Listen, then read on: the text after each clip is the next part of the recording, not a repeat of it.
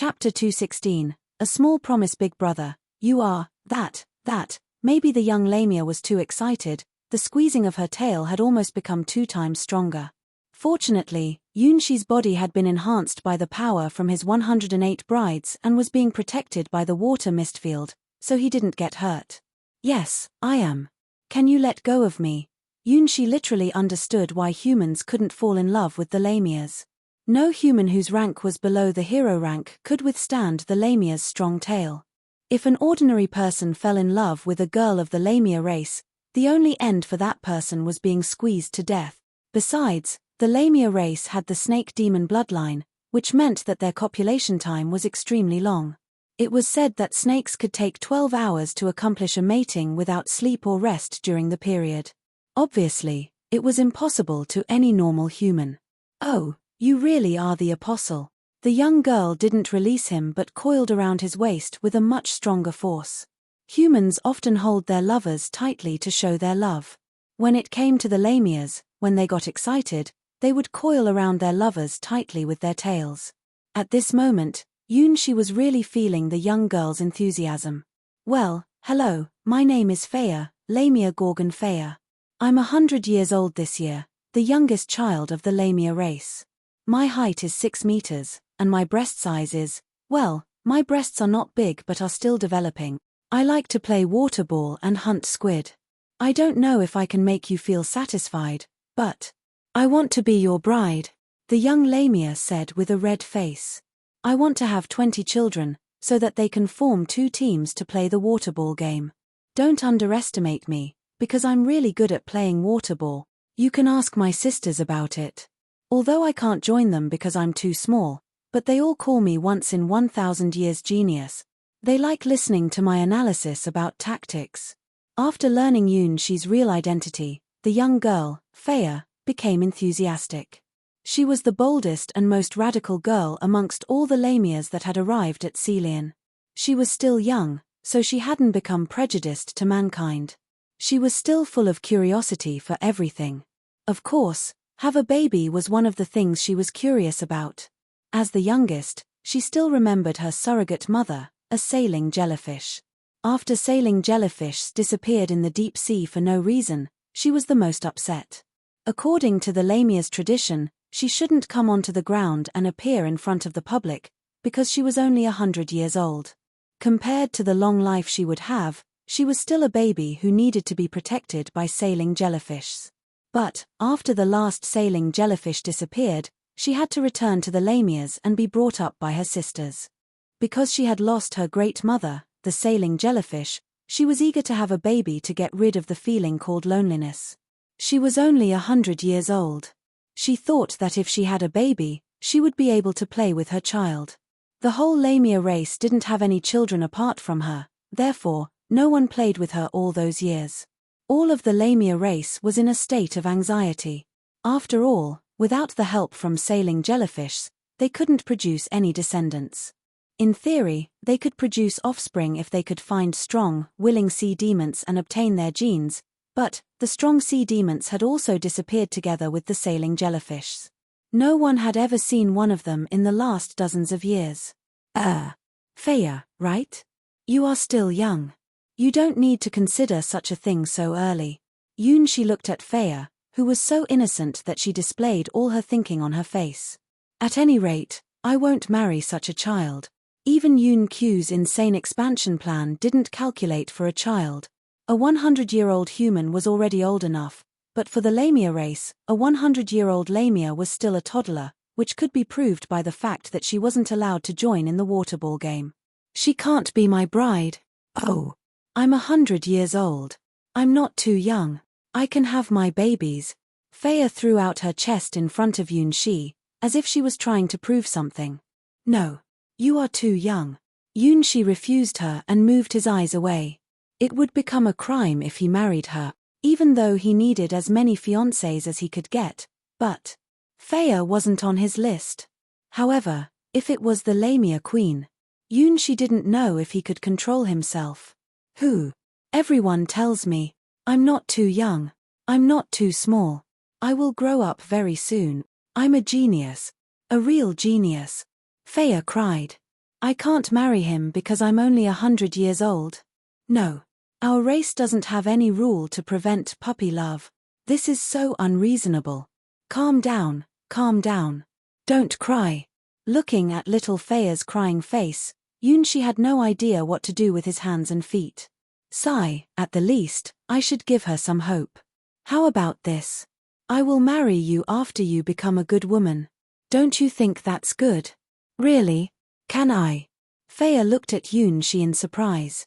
Yes, it's a promise, Yunshi said and nodded.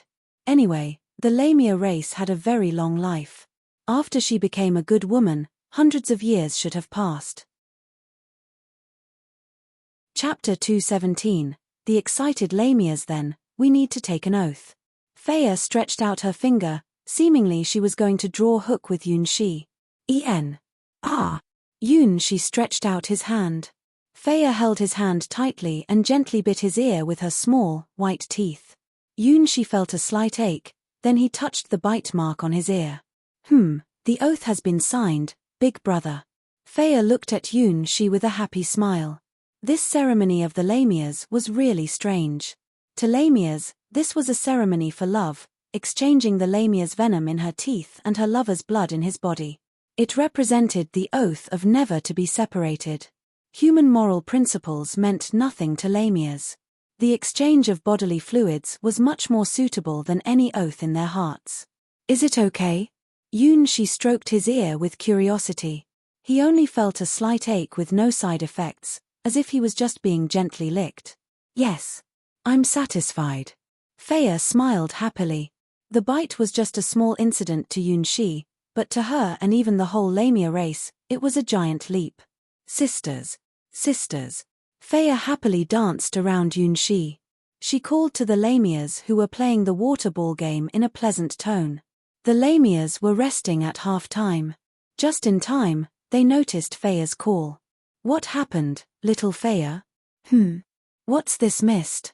Anything good inside it? You look happy. It seems like good things are happening to you, Feya. Feya's long tail coiled, moving around to show her nimble and charming body. It was a dance called the Dance of Enchantment, an extempore dance the Lamias would dance when they were in an extremely good mood. Come on, come on. Feya's screw-like tail coiled around Yunshi's waist again. Okay, don't push me. Yunshi smiled bitterly. He thought that he should show himself now. After having a really close encounter with a Lamia, he realized that there were many mistakes in the information Yun-Q had offered him. The information said that Lamias were all snake-like demons, who were extremely dangerous and horrifying. They were strong, arrogant, and unforgiving. Once they thought that you were an enemy, they wouldn't give up before you had been torn into pieces. Humans and the Lamias were all the water gods' people, but humans refused to accept the Lamias and to live together with them. For a longest time, it had become a normal prejudice amongst humans. However, the Lamias were all very strong, therefore, humans could do nothing to them and could only avoid staying together with them. That being said, what Yunshi had seen was a healthy, energetic race. Even the youngest liked to practice every day. They were not demons who only liked moist and dark caves. They also liked to play under the sun and show their charms to the public. Maybe their special greeting was frightening to humans, but they didn't mean to do any harm. Coiling around their friend with their tails was just their way of saying hello. Dispel. Yunshi dispelled all the mist around him and walked to the Lamias. Look, he is the apostle. The apostle our queen mentioned before. Feya was still tightly coiled around Yunshi's waist as she waved her hands to her sisters.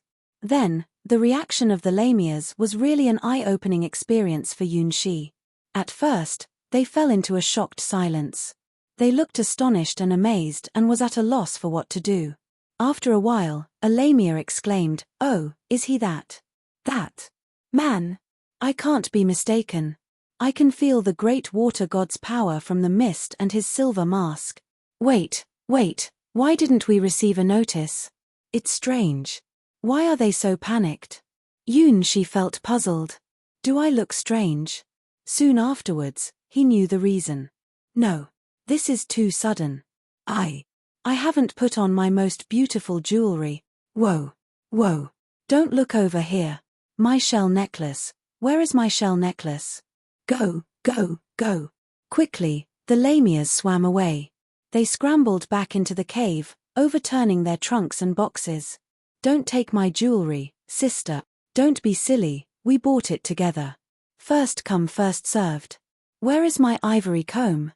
Oh God, who stole my pearl powder? Be quick, don't keep him waiting. Yunshi looked at the dark cave with a dumbfounded look. He couldn't imagine what was happening inside it. Sisters are very happy. They have prepared for this moment for a long time. Faya covered her mouth and smiled. Her sisters were dressing themselves up, and she had obtained the Apostle's pledge of love. She was really proud of herself because she got it first. Wait, I'm the first. No, it's me. Stop quarreling, let's battle it out. Boom. After several fearful explosive sounds, the Lamias finally came out of the cave. However, there were several Lamias in the first line looking flustered.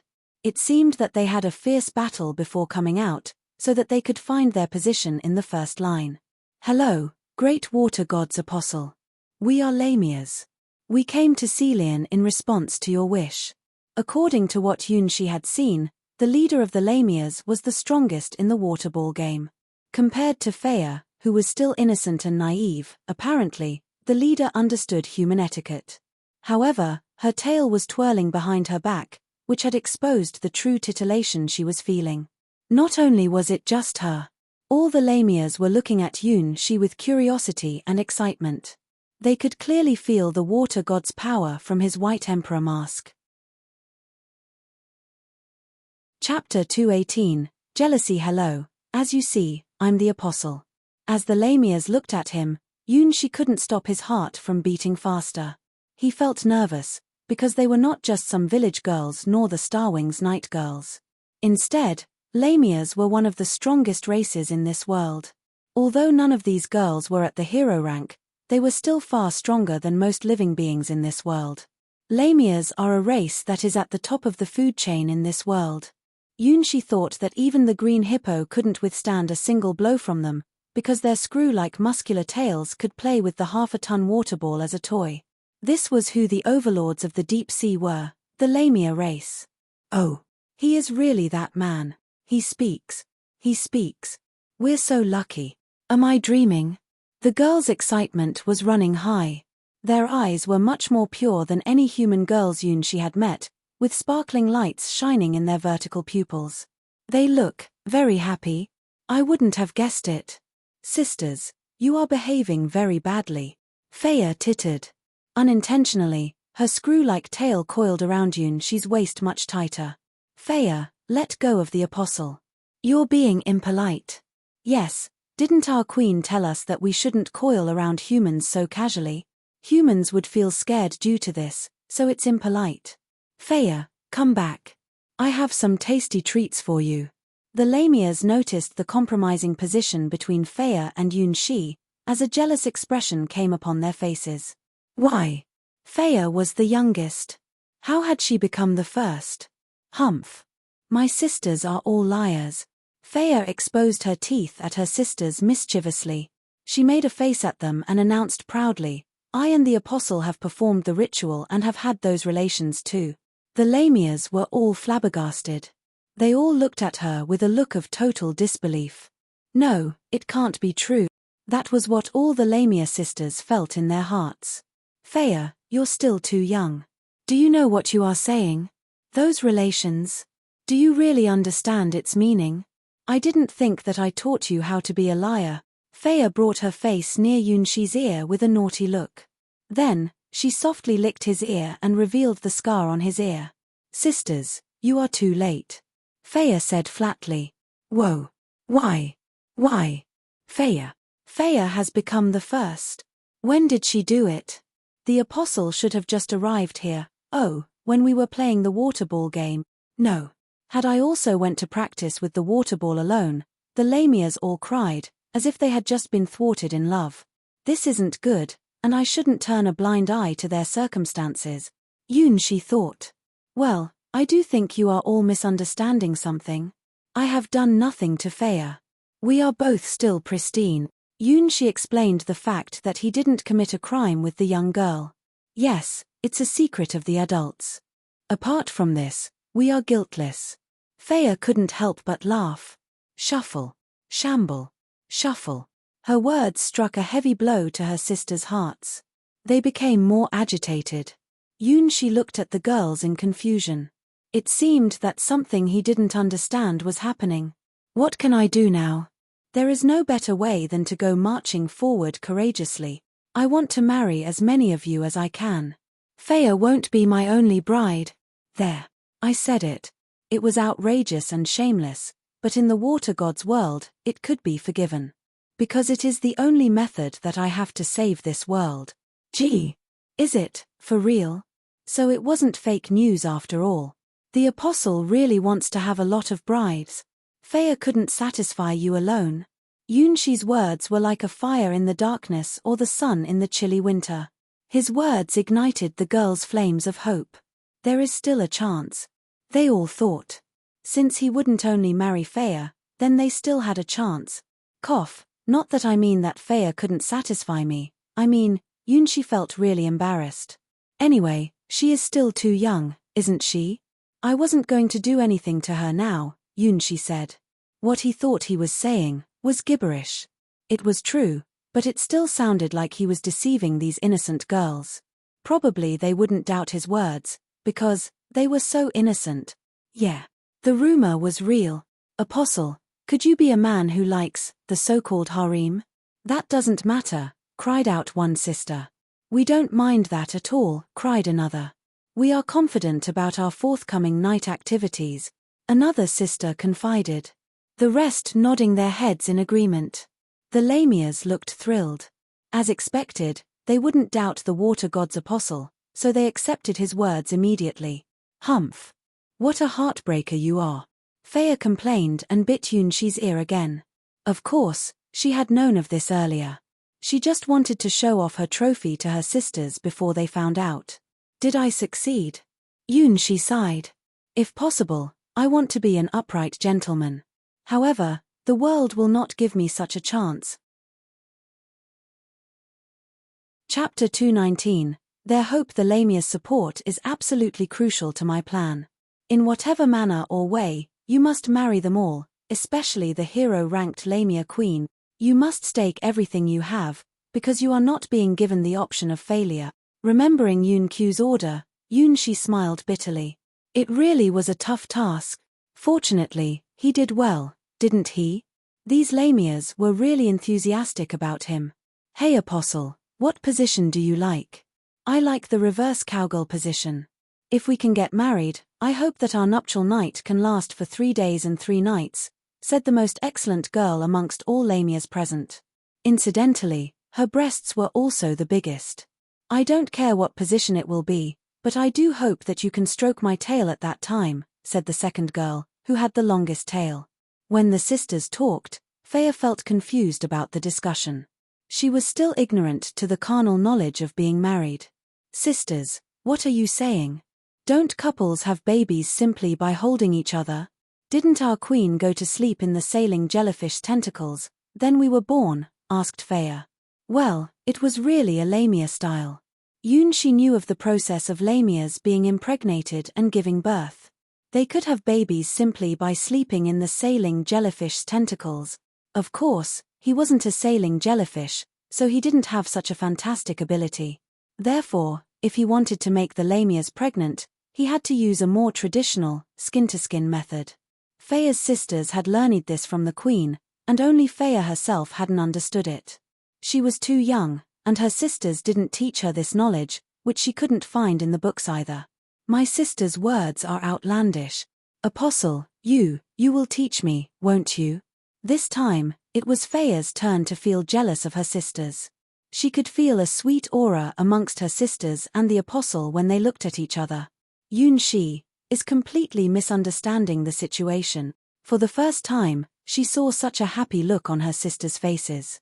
Their bodies were spreading a sweet smell. The sweet smell was a unique odor of adult Lamias, which she would obtain in the near future since she was still too young. Faya had to admit that she was still too naive. Her aura was far inferior to her sister's. She failed to understand her sister's enthusiastic smiles. With discontent and anxiety in her heart, her tail coiled around Yunshi's waist very much tighter.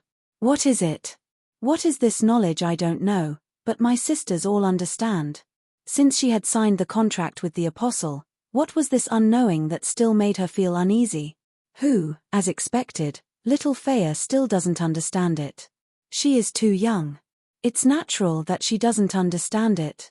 When I heard that she had done that with the apostle, I thought. So it was just a misunderstanding. The elder Lamias whispered to each other with a reassuring look on their faces. Of course, they weren't conspiring with each other to exclude Faya. They just thought that Faya was still too young to learn that knowledge. Even they themselves just learned that knowledge from the queen before they came to Celian. Oh, why don't you sisters tell me? What are you talking about? Faya gazed at her sisters with her big innocent eyes. My sisters all liked me. Why are they looking at me with an amused look now? Well, Faya, you are still young. We will teach you about it after you have grown up. Yes, Faya, you will understand it after you have become a good woman. It would be a comfortable thing to do that with your lover, the queen told me so. The enthusiastic Lamias naturally revealed their true feelings after knowing that Faya wouldn't be the apostle's only bride.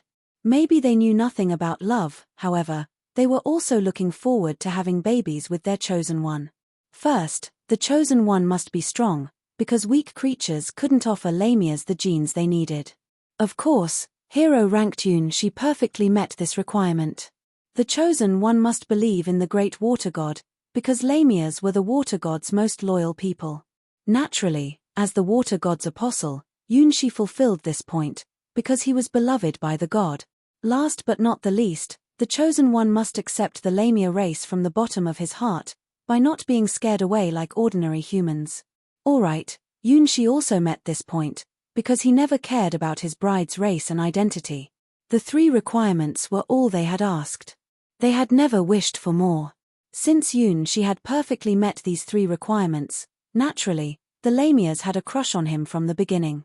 When they knew that Faya had become his bride, they seemed almost ready to cry, because they thought that they had lost their opportunity. But, after Yunshi said that he didn't mind having more brides, the flames of hope was ignited again in their hearts. Since Faya could obtain his love, it might as well be me, they thought. The great apostle is really considerate. As expected, you were chosen by the great water god to change the fate of the Lamias.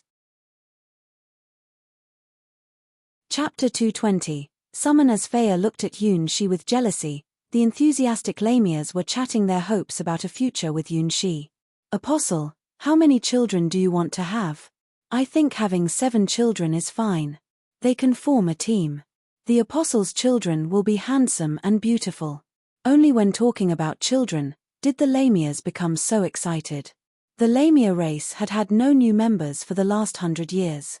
The youngest Lamia, Faya, hadn't finished her childhood education in the sailing Jellyfish's lair when they left, and had to return to the Lamia race, becoming their most favorite little sister. Therefore, they also hoped that they could have babies as soon as possible, so that their babies could play with Faya. No. The apostle has promised to me that we will have 2 teams of children. Faya was beyond her perseverance. She was the first, after all.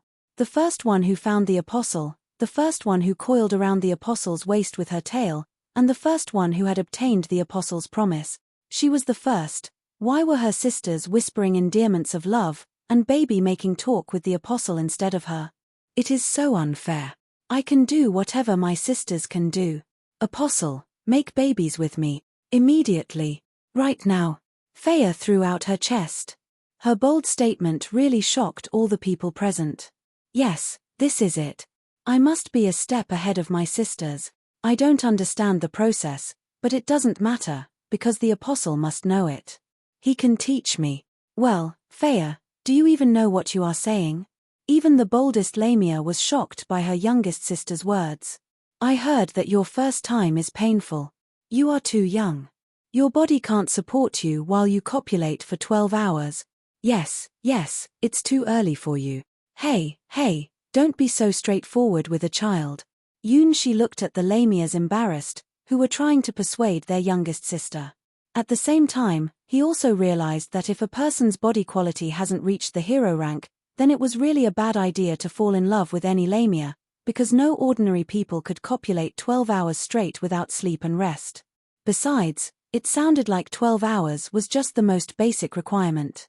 These excellent Lamias were hoping for a copulation time of 3 days and 3 nights or more. She didn't even dare to imagine what would happen to him if he really married these Lamias. Probably, they would want me to carry on the responsibility for propagating the entire Lamia race. As for him, he only needed to stay in the cave and repeat the process of 3 days and 3 nights over and over again. It would really become a Lamia festival, but my body would soon collapse due to being overworked. I'm not small, and, even if it would be painful, I can bear it. Faya pouted. She shouted seriously while holding her small fists clenched tightly. Yes, no matter what will happen, I can stand them all. This is the reason I can't do it, said She, listening to Faya's statement. She understood how naive her mental age was. It really would be a crime. Woo. Faya cried. Is it all due to my age? She had never thought of that before. It's not my fault I'm so immature. Don't worry, Faya. You will become a most excellent Lamia woman, She comforted her. He wiped off her tears and smiled. You should be more confident. Really? Can I become the most excellent Lamia woman? Faya looked at She with longing. Yes, believe in me, Faya. You can become the most attractive Lamia. She hesitated for a moment, then said, because your body contains a very special energy. It was true. The White Emperor mask had let him find a hidden powerful energy in Faya's body from the beginning. It was a very powerful energy, but it wasn't stable. It was being sealed by something, which should be an artifact that was similar to his mask. Faya was different than the other Lamias, because she was carrying a very special fate. Maybe if she could release the energy in her body, she would be able to grow up quicker. Wait, if that came true, then how about my promise? She suddenly had a feeling that he was caught up in his own trap. I will become stronger than my sisters. Faya smiled through her tears after hearing She's prediction. This girl's bad mood was like the summer rain, here 1 minute and gone the next. After comforting Faya, She asked the Lamias around him, can you take me to your queen? I have to ask her something. Apostle, you're looking for our queen? She is in a nearby sea area, but, do you really want to see her immediately? The Lamias asked. They felt unusual about She's request. Yes, it's important, answered She decisively. I have already come here, so there is no way back. Okay, let us call the queen then.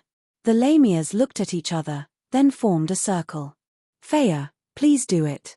The strongest Lamia stood in the center of the circle and waved her hand to Faya. I know, sister. Faya left She reluctantly. She skulked into the circle and nicked the blood vessel on her fin with her fingernail. A drop of crimson blood dripped into the transparent water ball in front of her and spread around in the water ball. Ha! The strongest Lamia swung her tail with all her might, whipping the water ball into the sky. The next second, all the Lamias hissed in a weird tone. At the same time, the water ball exploded in the air. With his mask's power, She could see the mist from the exploded water ball spreading around in the air. Soon after, the mist had covered a large area of the sea. Some information contained in the mist was being blended into the sea and spread through the water with an incredible speed. Boom! A thunderous sound came from a very distant place. Chapter 221. The Queen's True Body. A tsunami roared forward, rushing to the coastline from the sea horizon. The blue sea trembled beneath that horrible sound. The tsunami was over 100 meters tall, moving toward the coastline like a wall. Boom! A huge black figure stood on the wave, looking like a storm, like lightning, like a catastrophe. How huge is she? She looked at the giant creature coming in with the wave. He was totally flabbergasted.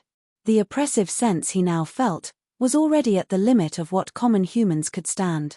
If we're quantifying it, ordinary Lamias could make a human feel 10 units of fear, but then the giant creature, who was rushing to this place, could cause a 1,000 units of fear in humans. Her serpentine tail was already over 100 meters long, although her upper body looked human, but actually was also over dozens of meters tall. It wasn't an exaggeration to describe her as a leviathan-like monster. Yunshi knew the Lamia queen was the king of all sea demons, but her true body was so huge. It was far beyond his imagination. Feia, why are you calling me? The familiar voice shook the sky and the earth. The tsunami collapsed, turning into millions of water drops at the instant it touched the coastline. The Lamia queen, who had seen Yunshi before, drew herself up and looked down at the Lamias. Well, Yunshi blushed, because the Lamia queen wasn't wearing anything.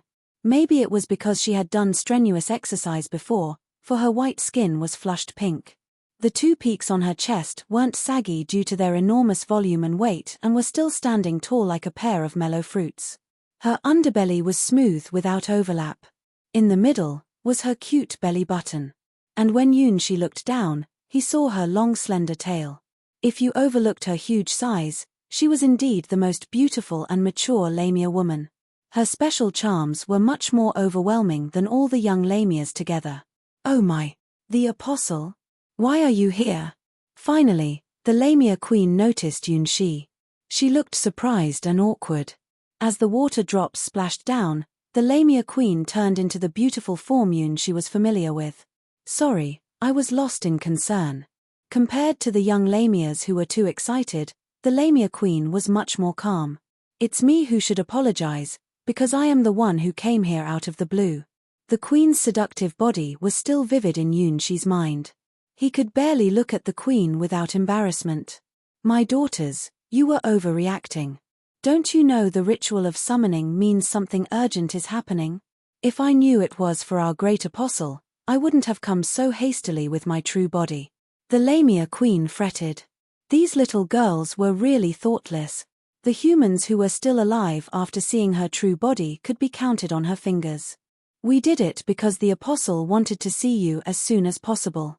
The apostle's dictate is of the highest priority. Feia even donated her blood.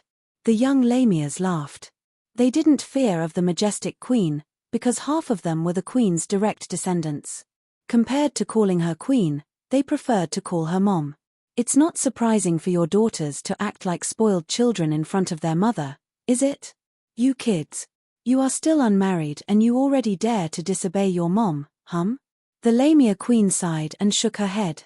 It seems that I must teach them how to become good ladies. They just came to Celian several days ago and have already forgotten the regulations of the Lamias. The ritual of summoning was called blood seal, which should only be used at the most critical time. She thought that they were in danger, so she immediately rushed to this place at full speed. Marry? Oh, we indeed need to discuss the date of marriage, said the young Lamias. I think the next full moon night is a good choice. We will all be vigorous at that time, suggested one of the more mature girls. The apostle wants a lot of brides, and Feia has become his first bride. The Lamias looked at Yunshi with longing and happiness. Well, does he? That's good. The Lamias queen looked at her daughters in surprise. At first, she thought that the apostle would be very picky, therefore, only the several most excellent Lamias would be able to stand a chance to marry him. The Lamia queen thought, why does it seem that they all have a chance to become the apostle's bride? And, why was it Feia? Why was she the first? What had happened? Well, Your Majesty, there is something I need to talk to you about, Yunshi said nervously. He hesitated for a while at first, but finally pulled up his socks. Since he wanted to marry the queen, he'd better tell the queen about his missed soul army, so that it would be possible for her to understand and to agree to his proposal. Wow! We are not enough. You want to marry our queen too? You are really brave. Be forewarned, our queen is special. She is the strongest queen of the Lamias. The Lamias immediately realized what Yunshi was planning to do. They all looked at him with a strange look. Well, aren't you afraid of me? The Lamia queen looked at Yunshi in surprise. He has seen my true body and he is still not afraid of me. Based on her past experiences, no humans could be sane and sound of mind after witnessing her true body. Humans would instinctively be frightened by giant creatures. Her true body had become many humans' nightmare and made many people go insane. Yes. I have no racial prejudices, Yunshi said sincerely. When he met her for the first time, he had realized that she was very dangerous. She was the strongest being he had met in the water god's world. However, compared to his ex-girlfriends, she was nothing dangerous. Once he remembered that he was still being wanted by his ex-girlfriends, he immediately had the confidence to overcome all obstacles. You are really a strange child, the Lamia queen smiled and nodded. Okay, I will listen to you. Let's go. Chapter 222. Requirement. What's it like to experience a date with the Lamia queen? Well. The mountainous waves roared inside Yunshi's ears, as if the heavens and the earth had been reversed. Compared to Yunshi's water mistfield, the Lamia queen's power was much more furious, like a moving natural disaster. 50 minutes later, she had took Yunshi into the open sea, which was far away from Celian. And this wasn't the destination. It was just a starting point. Come on, let's go to the water god temple. The Lamia queen shook her screw-like tail, then, a 1-kilometer maelstrom appeared under his feet. As if there was a black cave that suddenly appeared in the sea, they fell into the maelstrom rapidly. When the Lamia queen turned into her human form again, they had stepped onto a world that Yunshi could have never imagined. The vault was covered in infinite darkness. Occasionally, some glowing fish swam across the vault. Millions of tons seawater was completely cut off outside of the building by some unknown power.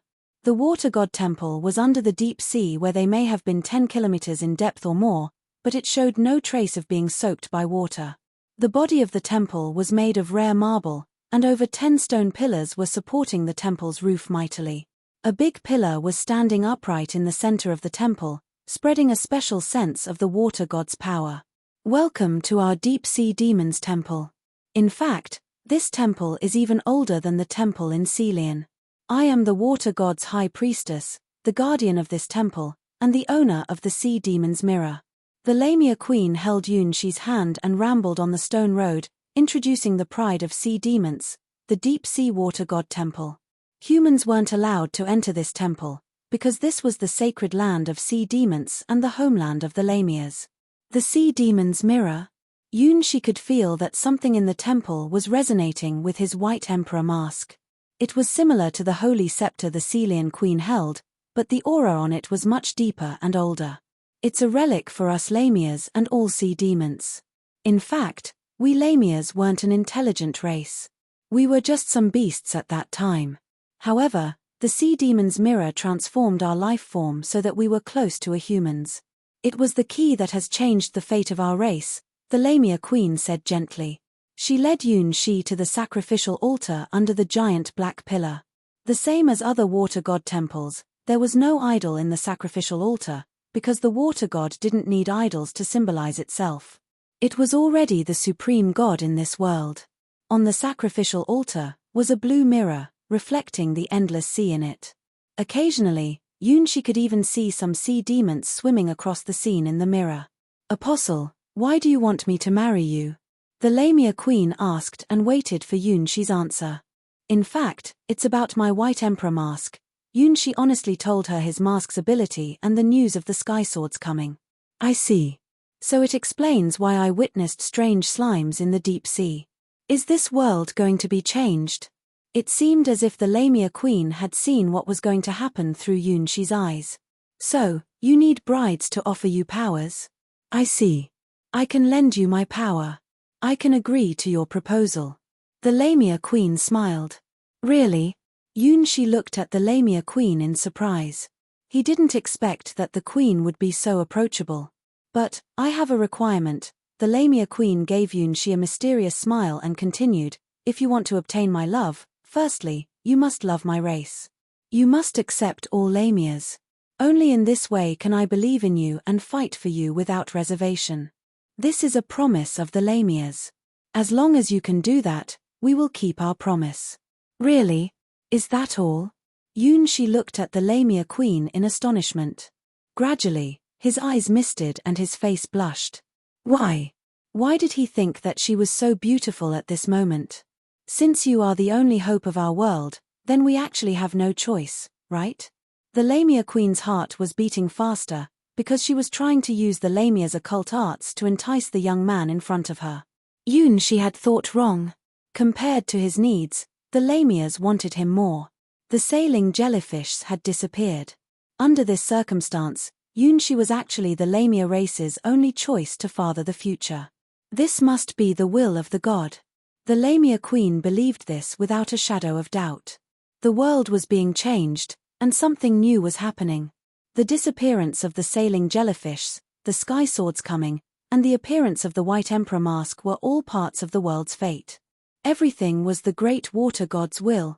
Then, I swear here, I will accept the whole Lamia race. I will regard all Lamias as my most precious treasures. I will protect and care them with my life. Chapter 223, Resonance. Is this fine? Standing in front of the sea demon's mirror, Yunshi put down his hand. Yes, that will do. We don't need more, because you are being loved by the god. The Lamia queen smiled and gently kissed Yunshi's forehead. From now on, we Lamias will become your swords and shields, fighting for you. As long as there is still one Lamia in the world, the promise will never break. It seemed that the Lamia queen was really in a good mood. She blinked and teased, however, I myself still have a small problem. What's the problem? Yunshi asked in a hesitant tone. She was more mature than all the Lamias. Compared to the dangerous Dark Shadow Queen, she was more calm and leisurely. Her temperament could only be cultured by time. Her every move and smile could make Yunshi feel at ease. No wonder she was the queen of all Lamias. You haven't proposed to me. The Lamia queen pointed her fingers at Yunshi's mask and said in a naughty tone. Ah. Yunshi was dumbfounded. Not just me. You haven't proposed to those girls either, right?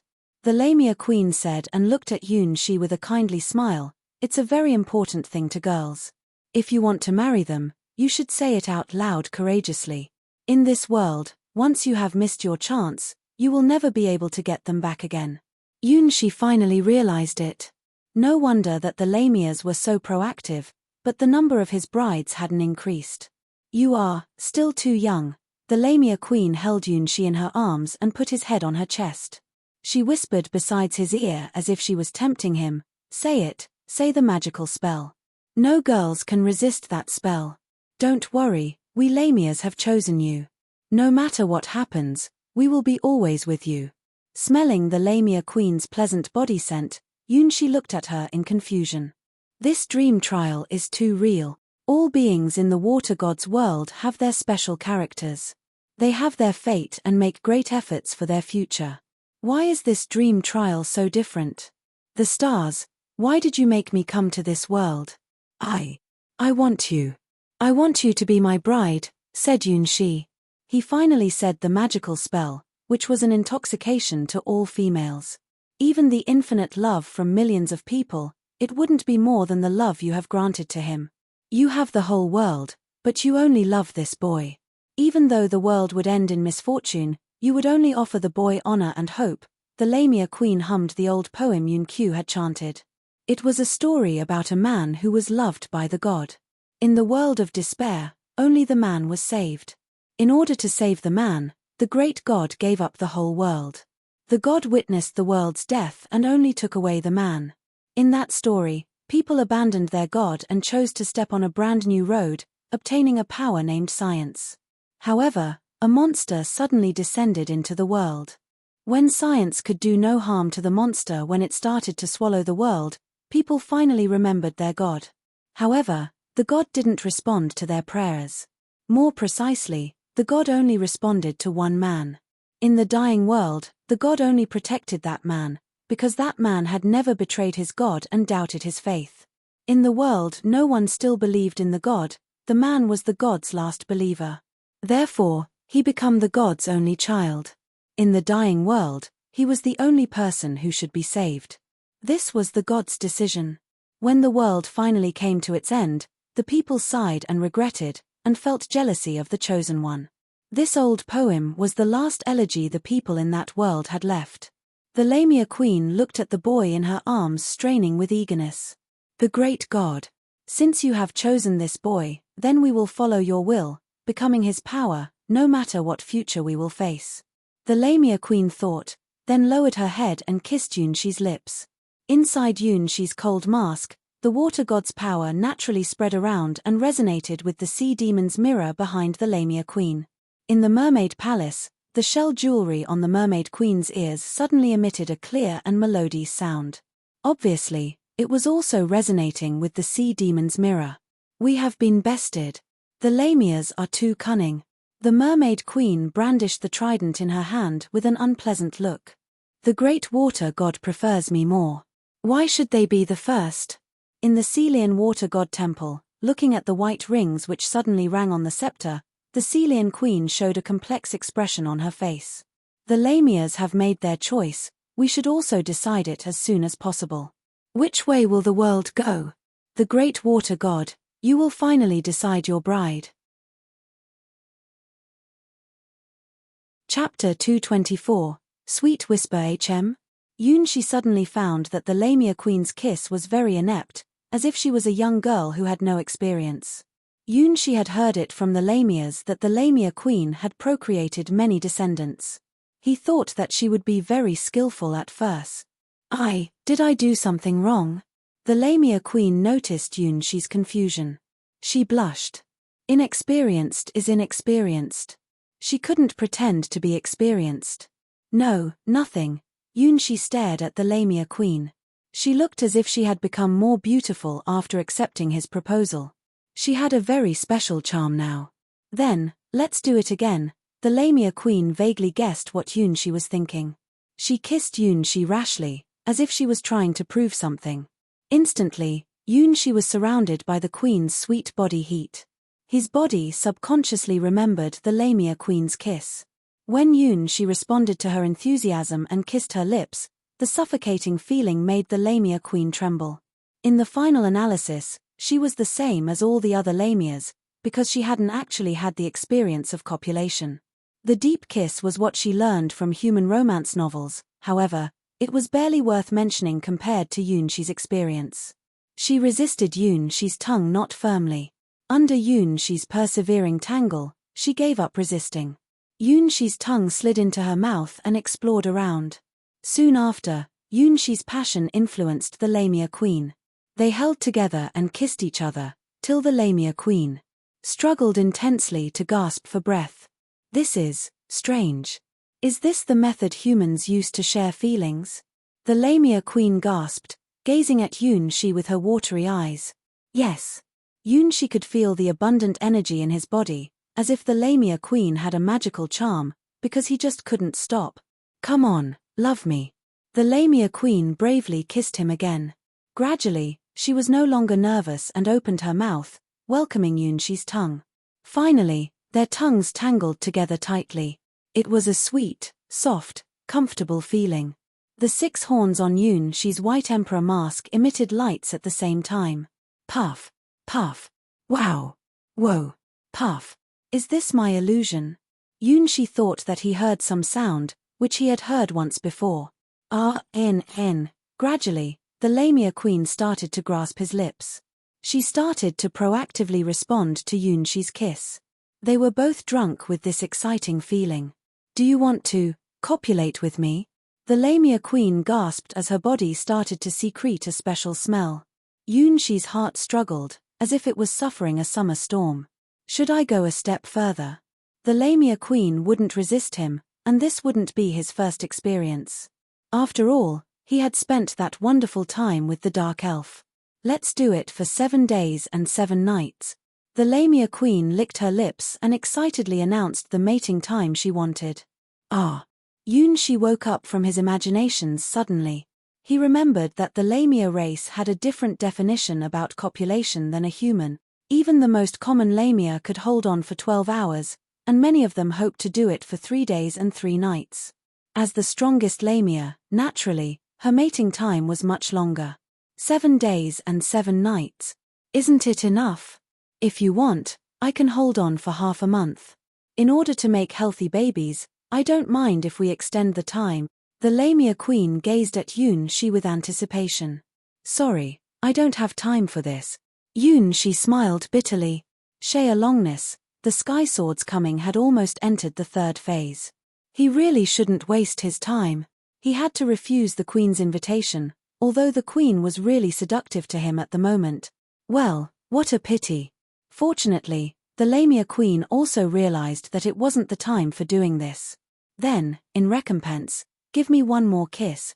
The Lamia Queen acted like a girl in love, behaving in a spoiled manner. She held the Queen's waist and licked her neck. The Queen emitted a pleasant sound and stuck out her chest, catering to his behavior. The world is too strange. Feeling the soft body in his arms, she felt more confused about this world. Puff, puff, keep on, keep on, keep on. Honey, honey, let's copulate. Wow, whoa, whoa. A magical voice echoed around and above the old sacrificial altar. A pair of liquid eyes quietly opened inside the sea demon's mirror, gazing at the Lamia Queen and Yunshi. Chapter 225. The Sky Sword's footsteps. As Yunshi and the Lamia Queen whispered sweet nothings of love in front of the sea demon's mirror, in the dark abyss under the ground, countless green slimes were merging with each other and evolving. The dark shadow spider was gracefully sitting on her throne of spider threads, looking at the crowd who were kneeling to her. Hail to the Queen! Our Queen will conquer the world. We must help our Queen defeat the evil water god at all costs and declare the glory of the Sky Sword.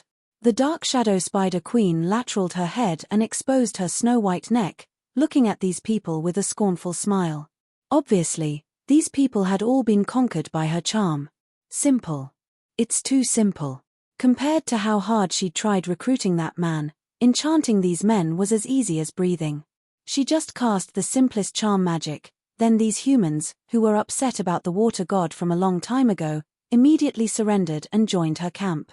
They were the water god's people at first, but they formed a dark cabal, trying to overturn the people's belief in the water god.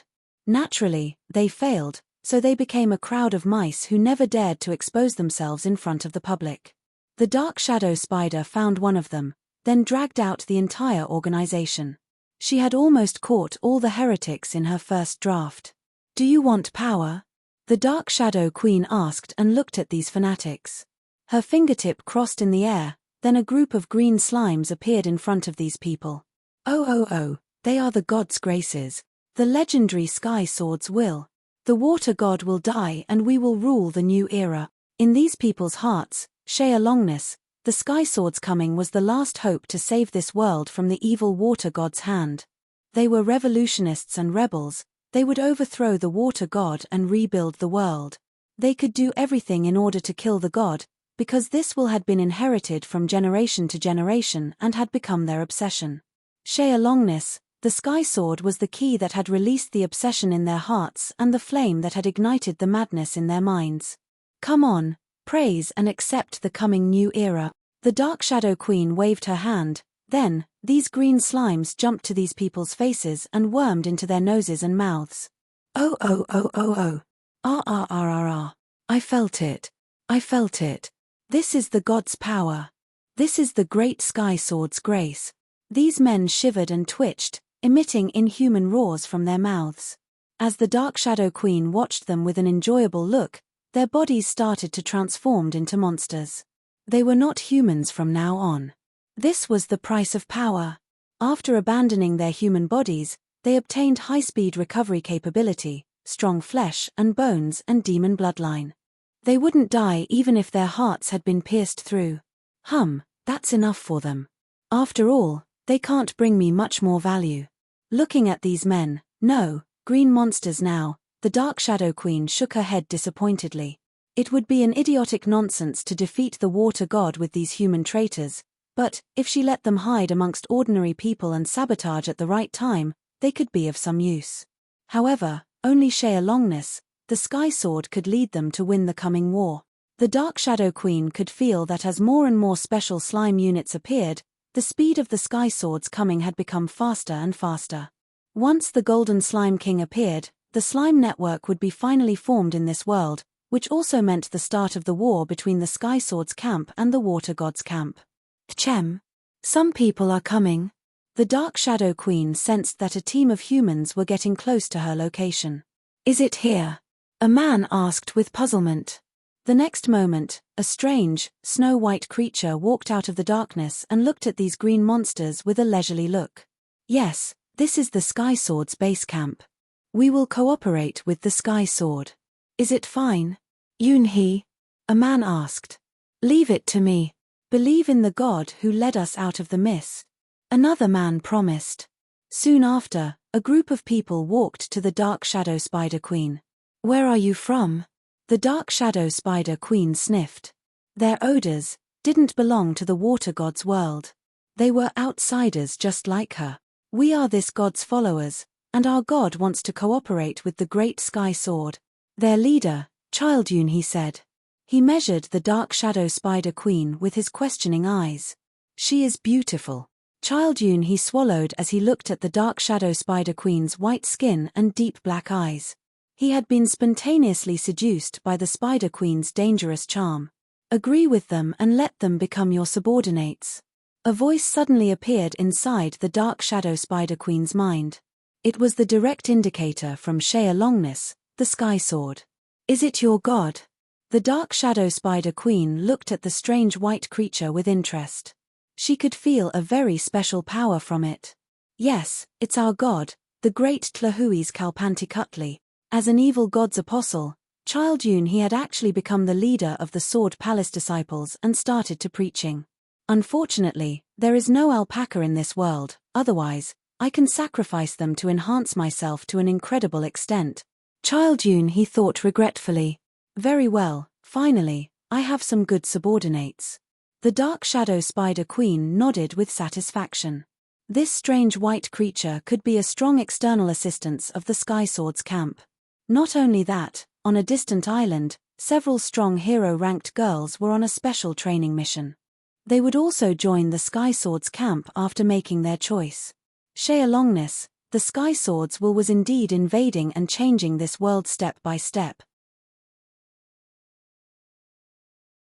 Chapter 226, Escape from the Mist Island Roar. The giant dragon's roar echoed between the heavens and the earth. As the overlord of Mist Island, the white bone dragon was having a fierce battle with its invaders. The bone dragon had died many, many years ago. Only the bones on its spine were still complete, and its wings, feet and tail were all mutilated. However, it still retained a third of its power from before its death. It wasn't a low-grade dragon like the male fiery dragon had been. It was a real, legendary dragon from the core area of the dragon god's domain. It could even annihilate a team of hero-rank adventurers if they dared to provoke it. This wasn't a hypothesis, because it had already happened several times. Many hero-ranked adventure teams, who came to explore the Eye of the Storm, had been swallowed after waking it up. Now, the people who were fighting against the Bone Dragon were the strongest partners of the White Lotus Sword Palace, White Lotus and Red Lotus, and Yunshi's childhood sweetheart, Hua Hua. After waking up, they found that they were trapped on the Mist Island. Finally, they encountered the Bone Dragon, then, the battle between them started and had lasted for half a month. The battle was really tough, because this dead dragon was the strongest monster in the mist. If you only considered its power, it was even stronger than any of the three high priestesses. In the water god's world, the bone dragon had almost become a symbol of disaster. Every time it walked out of the mist, it would wreak havoc in this world. The dragon had died many years ago. Naturally, it was hostile to all living beings. When Hua Hua and the twin witches appeared on its territory, it immediately noticed them and launched a rabid attack. Now, the battle had entered its final stage. "Why is it chasing us?"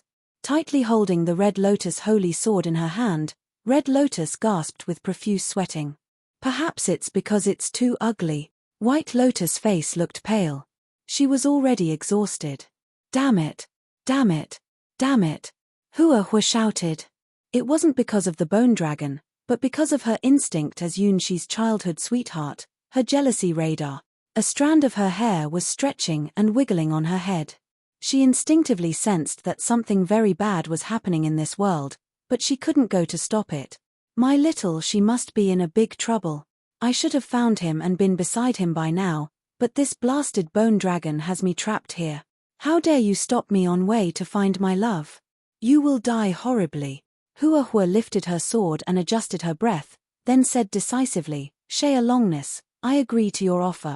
I will join your camp and fight against this world's god. This world must hate us, then, such a world shouldn't exist. Obviously, the Sky Sword heard Hua Hua's words.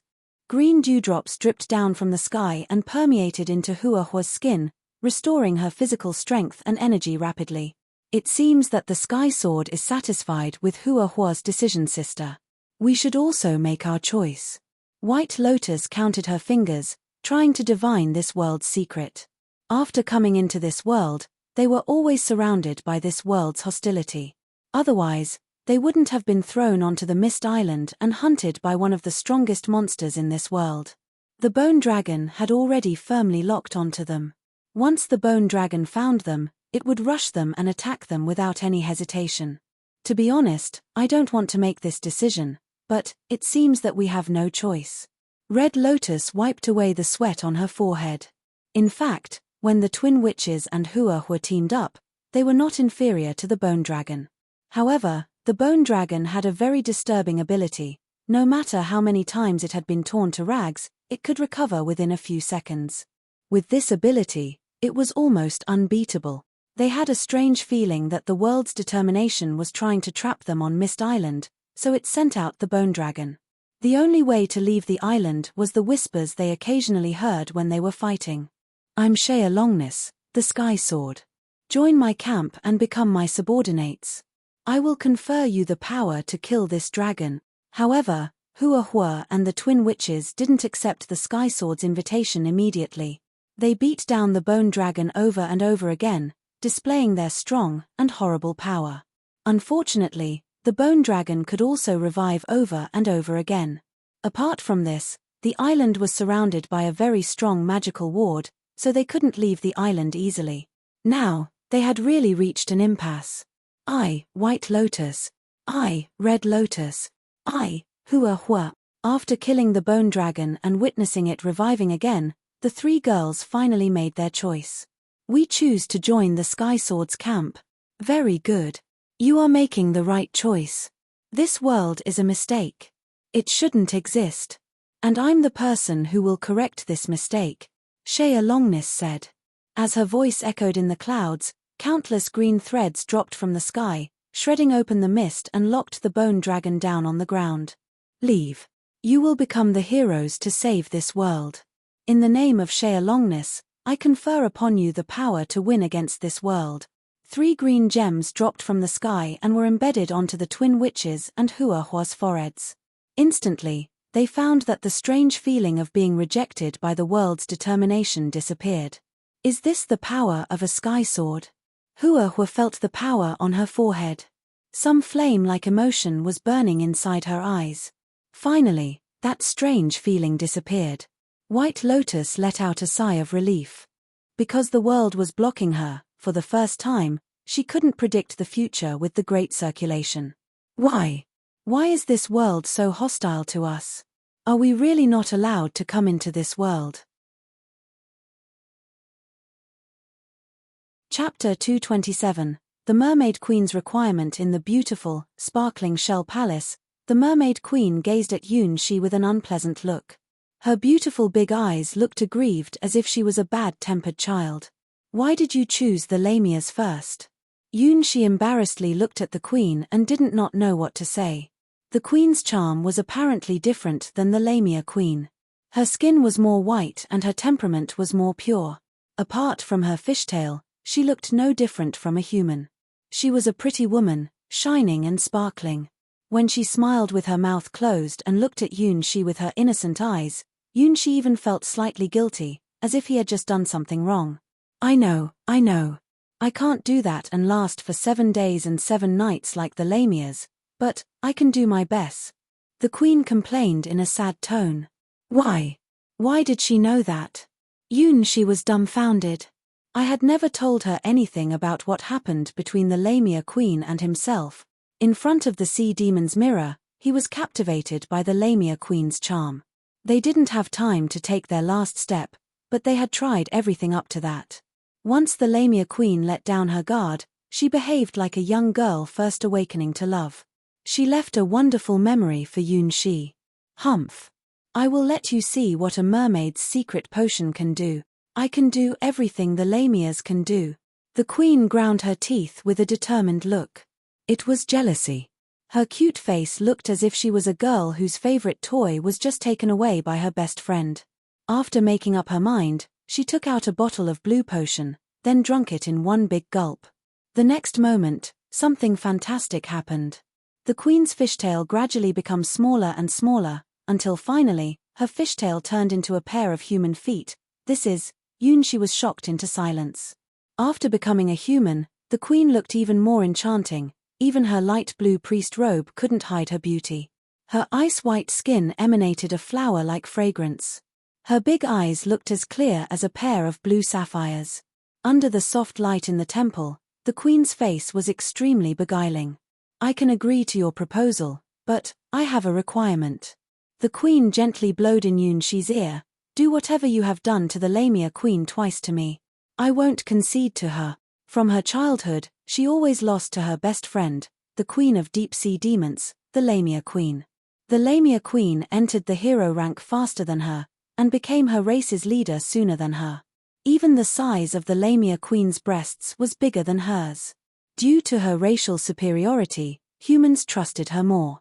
Apart from this, she had never defeated the Lamia queen once. Although she was already the queen of the mermaid race, the mermaids liked romance, and she wasn't an exception. She looked forward to having a perfect lover. As a queen who liked to read human romance novels, she had imagined the appearance of her lover countless times. The man must be very strong. At the same time, the man would be very mature and reliable. The man must accept all her weaknesses and love her without reservation. The last and the most important thing is, her lover can't be inferior to the Lamia queen's lover. Yunxi perfectly met her requirements. There was only one deviation: he had become the Lamia queen's lover first. Why didn't I realize it earlier? The Lamia queen and I are the best friends from our childhoods. Naturally, she also likes the things I like. Our requirements for our lovers are the same. When such a perfect man came to her, how would she not want to marry him? Probably, when this man first visited the Celian temple, I and the Lamia queen had fallen in love at first sight. As the water god's high priestesses, they had no resistance to this man who was beloved by the god. When they knew his wish, they all chuckled to themselves. However, I didn't expect that the Lamias would be the first. How could such a thing be allowed? This time, I won't lose. Therefore, I drank the secret potion of the mermaids to prove that I'm not inferior to the Lamias. I can do whatever Lamias can do. The queen repeated. She lowered her head with unease, ungracefully walking to Yunxi with her newborn human legs. Her red lips closely covered Yunxi's lips. Soon after, Yunxi's desire defeated his intellect. He held the queen's body in his arms tightly and responded to her enthusiasm with all his strength. This was what the queen expected and wanted. Her body trembled as her lips became hot. She fell upon Yunxi's neck and drank in his kiss. Chapter 228. The Mermaid Queen likes immorality. As if the sky and earth were spinning round, the Mermaid Queen was drunk in her own sweet dream. She had forgotten her identity as the water god's high priestess and her glory as a queen. At this moment, she only remembered the happiness she had found, only when she was in Yunxi's arms. Ah, is this what the Lamias experienced? I can feel the happiness emerging from the bottom of my heart. Is this what they call love? Her body became hot and her eyes became watery. She ground her teeth and groaned. Yunxi's hands roamed all over her body as his mouth kissed her forehead, eyes, chin, and breasts. Ah! Through her clothes, the queen could still feel Yunxi's hot breath. She blushed, but she didn't resist him. Her body had become more sensitive after drinking the mermaid's secret potion. As Yunxi kissed her, a thrill went through her spine and directly into her brain.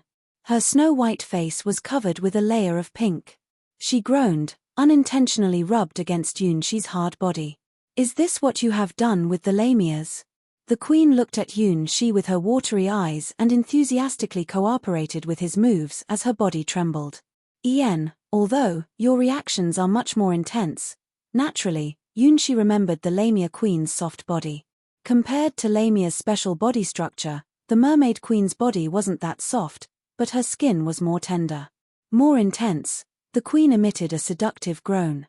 She knew that Yun-shi and the Lamia queen had not only done these things. They should have had a more intimate relationship. Then make it become much more intense, the queen entreated. Yun-shi hesitated for a while, then responded to her desires. He gently and slowly held her head in his arms, then softly took off her priest robe, which was already in a fearful mess. After the last of her upper clothes were dropped to the ground from the queen's own delicate fingers, the queen of the sea finally exposed her snow-white, naked upper body in front of Yun-shi. Yun-shi didn't hesitate. Instead, he stretched out his right hand and put it on the queen's pure white leg. Yun-shi's fingers stroked her smooth, silk-like skin, and the wonderful feeling made it hard for him to take his hand off. Yun-shi's hand shook with overexcitement. He slowly moved his hand to her ankle and softly rubbed it.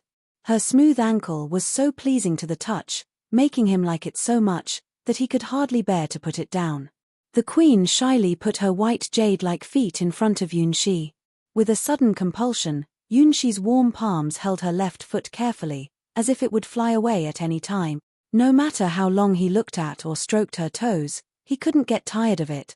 "Do you like my feet?" the queen asked Yun-shi with a very seductive voice. "Yes, this is my weapon. I've drunk the mermaid's secret potion. It's my trump card that I can use to defeat the Lamia queen. After all, the Lamia race doesn't have this kind of fantastic potion. At this level, I have a special treasure that the Lamias would never have. Yes." Yun-shi fascinatedly looked at the queen's crystal white legs and her graceful body. "After we have married, I will let you do whatever you want to me. It will be a much better experience than what you have experienced from the Lamias." The mermaid queen put her feet on Yun-shi's legs and enticed him. "Now, do what you have done with the Lamias to me." At this moment, Yun-shi only wanted to cry, but failed to shed a tear. "Really? It was embarrassing to remember what I have done with the Lamia queen. Do I really need to do them again?" In the crystal clear sea palace, they held and kissed each other as their souls went to a spiritual paradise together. The queen emitted cute sounds from her mouth, enjoying the happy time with Yun-shi. Oh, he must be the best lover. The queen was drunk with her unethical game. Every time she remembered that she was playing with the Lamia queen's lover, she couldn't stop the thrill of stealing another person's lover from going through her spine. "Lamia queen, I'm not inferior to you. Since you can obtain the best lover in this world, I can obtain him too. Do you remember when we were still young and talked about what we would do when we fell in love? I will devote myself to my lover with all my heart and soul," the young Lamia queen had said at that time. "I will do whatever for my lover, no matter how shameful it will be," the queen remembered her answer. "It must be a crime to steal my best friend's lover. However, why am I so excited?" Chapter 229. The bell is ringing. The mermaid queen's cute sounds echoed inside the old palace. On the sparkling surface of the water, the waves of love were rippling. Puff, puff, la la la la, oh oh oh. The whispers which had appeared in the Lamia queen's palace also echoed in the water, as if it was singing. The next morning. Does this mean the two high priestesses have all accepted my proposal? Did Yun-Q already expect this result? Looking at the queen who was sleeping soundly beside him, Yun-shi smiled bitterly. Except for the last step, he and she had done everything last night. I can't be an upright gentleman any longer. However, why did the Lamia queen and the mermaid queen trust me so much? Even though I'm the water god's apostle, they still behaved too credulous, as if they were just two naive young girls. If I really was a scumbag, they would have had a very heart-rending ending. Sorry. I hope I won't become a bad memory for you. Yun-shi sighed and touched the queen's face with his fingers. On his white emperor mask, there were already 3 different hero-ranked auras inside 3 horns. The first was from Black Moon, the mysterious dark elf and the commander of his Mist Soul army. The second was from the Lamia queen, the queen of sea demons and the water god's high priestess. The third was from the mermaid queen, the queen of the mermaid race and the water god's high priestess. It seemed that every time he had a hero-ranked bride, the white emperor mask would naturally project the bride's aura inside one of the horns. Their power had indeed been overlapped onto Yunshi's body, and their mist souls had also become the hero units in Yunshi's mist soul army. I propose to you because I need your power. Can you forgive me? Yunshi felt guilty for his behavior.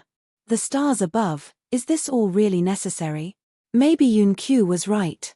I'm no good as a so-called emperor, because I don't have such a wild ambition. However, this world's god still chose me and conferred to me the false power of the emperor mask. I have to take the responsibility for that and move forward. I forgive you. I will forgive you for whatever you have done or will do. The queen opened her blue eyes and looked at Yunshi. She knew he was going to leave. You have the right to do that, and whatever you will choose to do, remember that I will always be on your side. This is a timeless promise of mine. Yunshi shook his head. She didn't understand. This isn't a real world. She, the Lamias and all the people in this world are just living in a dream. Maybe it is because this dream is too real. I had almost thought that I had really come to an old world and married these beautiful girls. Nothing is true, everything is permitted, Yunshi muttered in a sad tone. He helped the queen tuck herself in bed and embarked on his journey again. When I dream of a butterfly, do I dream of being a butterfly? Or did the butterfly dream of being me? The queen looked at Yunshi's back and showed a strange smile on her face. My God, the future you are looking forward to is coming. Puff, puff. Yeah. Wait, for, a voice came from nowhere, echoing around the queen's ears with the fresh smell of the sea. In Celian, the city of water, the bell of blessing was ringing through the skies. After finding where it was from, people looked at the water god temple in surprise. This bell of blessing would only ring at a very special moment. The last time the bell rang was on the day of the Celian queen's enthronement. The bell just rang 18 times, which represented the highest blessing of the city. It's strange. Today isn't a festival, why did the bell ring? It rang 18 times. Anything good happened? I don't know. I didn't hear any rumors. The residents looked at the water god temple's bell tower in confusion. On the tall bell tower, the Celian queen, dressed in a white robe, was shaking the scepter in her hands with a gentle smile. The Lamia queen and the mermaid queen had each accepted the apostle's proposal. Naturally, it was worth celebrating. Perhaps this news would spread around the whole city soon after. Of course, people would know the apostle wanted to marry as many brides as he could. As the highest human priestess, she could clearly sense the coming of a brand new era. In the forests, caves, and on the mountains, and even in the deep sea, countless slimes were gathering in crowds and groups and evolving. Now, not too many people had realized how powerful these little things would become, because these slimes would expose their fangs soon. The sky sword's coming was unstoppable. She, the Lamia queen and the mermaid queen had all known it. Because the water god was looking forward to the sky sword's coming. My God, have you found your love? Have you found your bride? If he means the end of this world, we will also accept this result, because he is the only chosen one. As the Celian queen whispered, a cloud of mist was flying into the city. With unease and befuddlement in his heart, Yunshi arrived at the top of the water god temple and landed in front of the Celian queen. Chapter 230. Her world you are here, the Celian queen said gently and looked at Yunshi. She had known everything. The Lamia queen and the mermaid queen couldn't refuse the water god's apostle. They had strong power and determined will, however, they couldn't resist the apostle, who was blessed by the god's power. As the water god's most loyal people, they had fallen in love with the apostle at first sight. They were 10 times older than the Celian queen, but their experience in love was still as naive as 2 children. As for her, she was an innocent girl from many years ago. As a human, she had carried on the responsibility of handling affairs for a lot of years. She had never thought to marry anybody, because she had decided to devote herself to her belief from the first day she became a priestess. She was the queen of Celian and the high priestess of all mankind. She couldn't marry anyone. In fact, the water god never proclaimed that its priests and priestesses couldn't get married. However, all water gods' high priestesses were innocent virgins. Even though the water god didn't mind it, but the first high priestess never married during her life, and it had become an underlying regulation after that. Maybe it was because people subconsciously thought that their high priestesses should be virgins, so they didn't dare to go against people's will. The priestesses who got married would never be the water god's human high priestess. She was born in the royal family and changed her fate due to her loyal belief to the water god. As a girl of royal lineage, she had voluntarily went to be a village priestess, then got promoted step by step and finally became one of the water god's high priestesses. The Lamia queen and the Mermaid queen seldom interfered in government affairs. Therefore, she, the Celian queen, was the highest-ranking priestess who was actually ruling the whole church. The reason why she could become the water god's high priestess was because she was the god's most loyal believer. Her divine magic was on the top 3 list of the whole world's history. Besides, her term of office was already over 50 years. No one would doubt if she could become the most excellent high priestess in the history. She also thought that she was the most beloved person of the god, because she was even conferred the water god's scepter and heard the god's oracles many times. She even knew that the god was puzzled about this world, because there were things that were out of the god's control. There were big problems that the god couldn't solve. In this case, she was convinced that she was the god's most favorite priestess, till that day, she saw that man and his silver mask. For the first time in her life, a strong feeling named jealousy rose inside her heart. Why? Why isn't me? Why is it this person? I'm the one who can help the god solve the problems. I'm even willing to offer my life to the great water god.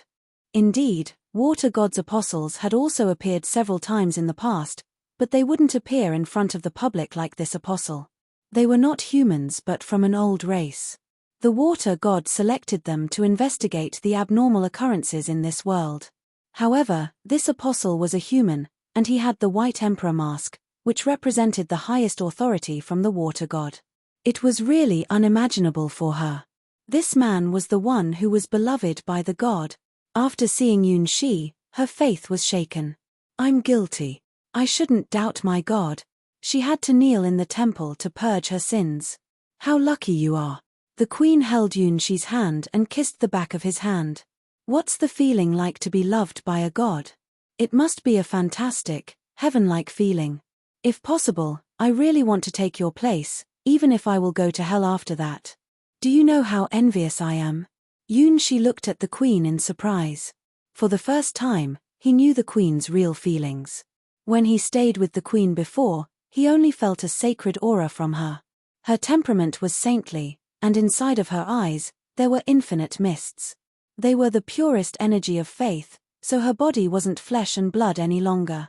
Maybe her strength was inferior to the Lamia queen, but her divine spell was undoubtedly the strongest. Is such a jealousy strange? I thought that after I devote myself to the great world, nothing in this world could make my heart shake. Since my childhood, I always longed to come here and become the person who is closest to the god. Finally, at the age of 25, I achieved my goal of becoming a high priestess. For this, I left my family and abandoned my wealth. After losing everything, I finally came to this place. I had never regretted my choice, because I have expected all the difficulties from the beginning. The queen touched the old bell and remembered her past life. How many years had passed? What was it like when I was still a young girl? As the water god's high priestess, she was no longer a human after holding the water god's scepter in her hand. She had even forgotten her name and was only to be called the Celian queen. She remembered it now. When she was still a young girl, she once ran and played on the city's streets. She had also had a carefree childhood.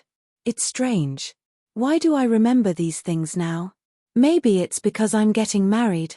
I will marry this child, the child who was standing in front of me with a clueless look. Chapter 231.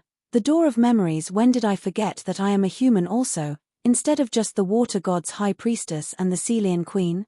She felt that it was already a long, long time ago, which was a time much older than all her memories. Why did I make that decision and arrive at this point? The door of her memories gradually opened. When she was 5 years old, she was just a carefree little princess. Her family was a branch of the imperial family, so she could have lived a charmed life. Elizabeth, you are one of the candidates for the next Celian queen. Elizabeth, if it's you, I know you can be the queen. Elizabeth, why don't you have a try? Why don't you want to be the queen? From a very young age, she always heard similar words from various people, which made her feel confused and angry. Why do I have to be the queen? Was I born just to be a candidate for the next queen only? What will I be after I've become a queen? The Celian city's imperial family was formed by the relatives of the first several high priestesses. As time went by, they formed a stable blood lineage. Because their bloodline conferred them great talent in practicing divine spells, most Celian queens were from this family. Although they didn't declare it to the public, but the whole world had regarded them as the Celian imperial family. Elizabeth was the first high priestess's name. She never married during her long life and devoted her whole life to the great water god. She was the person who was closest to the god. After that, once talented girls were born in the imperial family, people would call them Elizabeth, hoping that they could become the next high priestess. Her family was one of the imperial family's branches. As a girl who had great divine spell talent, she wasn't an exception. There were also a dozen of girls who had the same name, and they were educated by their families no matter the costs. I don't want to be the queen. Oh, now she remembered. At the beginning, she didn't want to be the queen at all, because she thought that people's fates shouldn't have been decided for them by their birth. I just looked pretty and my bloodline talent is slightly better than others. Why do I have to be called Elizabeth and must be perfect in everything? The courses of divine spells were difficult. I wanted to run, to play, to enjoy a free life. At the age of 8, the dissatisfaction in my heart finally came to a head. So she ran away from her family. In order to have a free life, she secretly left the Celian city and decided that she would never come back. If to be the queen is the best future I can have, let it go to hell. Yes, I was so rebellious at that time. It's incredible. The Celian queen gently smiled as she watched the little girl in her memories. Wearing a big straw hat on her head and a pair of white leather boots on her feet, accompanied by her big loyal dog, she left the city. Where should I go? What will I do? She had had a plan in her heart. She could use her divine spells. Although she didn't want to be the queen, she wouldn't refuse to take this on for a living. She was only 8 years old, but she received a good education. Once she found a place of refuge and hid there for several years, she would be totally free. Yes, at that time, she thought that it was a very easy thing to do. After leaving her family, even the air could let her feel free. This is a wonderful world, I can achieve my goals easily. All people are living a common and peaceful life. Why must I accept the fate to be a pathetic queen? It's not fair. She didn't hate being called Elizabeth, but she wanted to be a free, happy Elizabeth. I will create a happy future with my hands. I will take control of my life and won't let anybody tell me what to do. At the first, the journey was happy. She met a friendly caravan, and several uncles and aunts who were very kind to her. They were the owners of the caravan. They traveled amongst the islands in this world, trading different goods to the people in different places. She gradually became a member of this new big family. She wasn't a pampered princess anymore, because there was only an Elizabeth who was working very hard for living in the caravan. The more places she had visited with the caravan, the more understanding about this world she had. The water god's world was a very fertile world. It was a land flowing with milk and honey, and no one would die in hunger, because this world was a promised land that had been blessed by the god. People in this world all believed in the old and great water god. In all cities and villages, there must be a water god's high altar. The water god was a very great god.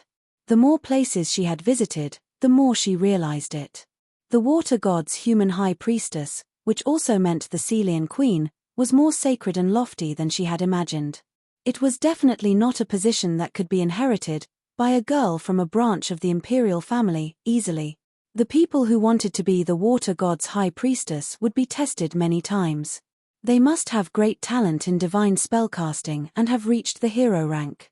After that, they would be allowed to hold the water god scepter, and the result would decide if they could become the god's spokesperson. So the queen was so great a person. She was vaguely beginning to understand how special her bloodline was. Is the first Elizabeth's blood also flowing in my body? If so, it's not too that unacceptable to know my family wanted me to become the queen. However, I won't be the queen. I have decided to be a free traveling merchant. This idea is much simpler and easier compared to being a superior queen. Chapter 232. That day she gave up on practicing the complex divine spells and reciting the head-scratching religious doctrine every day. After becoming a member of the caravan, she only needed to learn the knowledge of trading and enjoy the days of travel. In the caravan, no one could live an extravagant life without working hard with their own hands. Every time they passed by a village, she would record the village's special local products in her notebook. She imagined that one day, she would bring her own caravan back to the villages and trade with the villagers just like what the current caravan had done. It seemed that it wasn't an impossible dream. Compared to being the queen, this future was much better in her heart. As time went by, she had followed the caravan traveling around the world for a whole year, and learned how to buy and sell goods bit by bit. She was a smart little girl. 1 year later, although she was still only 9 years old, she was already able to buy and sell goods alone. Every time when the caravan stopped and rested in a city or a village, she would spread out goods to sale in her own booth. Although she couldn't earn a lot from this, she still felt happy, because she was indeed walking forward on the road to the future that she wanted to have. Before that day, she always believed that she could be an excellent merchant. Perhaps a few years later, she would be able to team up with the young children in the caravan and form a new caravan with them. And this was what the adults in the caravan were happy to see. They always looked at these brave young children with their warm eyes and encouraged them to do whatever they wanted to do. At the beginning of history, there was only one caravan in the whole of Water God's world. As time went by, the children in the caravan gradually grew up and left the caravan. They teamed up and formed new caravans one by one, because they believed that they were trying to build a better future for all of the Water God's world. People believed that they should give the credit to the great Water God. Because the Water God was blessing all living beings in this world, so that this world could be so prosperous and vibrant. However, the world wasn't always peaceful. Even in such a beautiful world, there were still horrible things out there. It was a sunny morning. Elizabeth was looking at the distant sky. Pink clouds floated in the sky as if they were some shy blushing girls, and behind the clouds, the sun half exposed its red face. After a while, the clouds faded away and the sun rose. Everything on the ground was basking in the bright sunlight. What a nice day.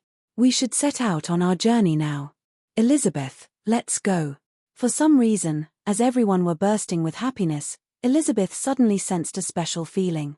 Her bloodline made her uneasy, as if it was warning her that something was coming. Unfortunately, she didn't understand that warning from her bloodline at that time. Soon after, the whole caravan embarked on the journey and slowly moved onto the safe route. However, about 2 hours later, the mist around them suddenly became cold and damp. As gusts of wind blew over the whole caravan from the mist, the sunny sky darkened as the mist became thicker and thicker. No. It's mist tide. That can't be true. The mist tide shouldn't come at this time.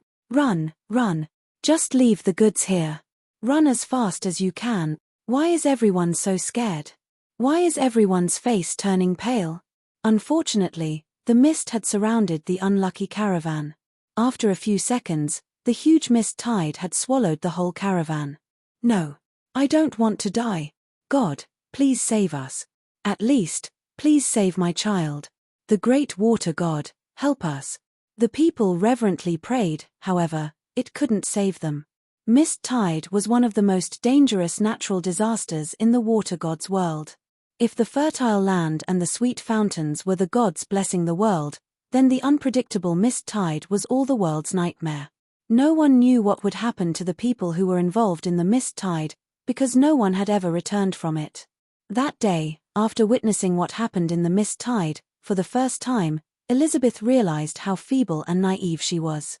The uncles and aunts, who had been considered to be her families, froze and was swallowed in front of her by the mist.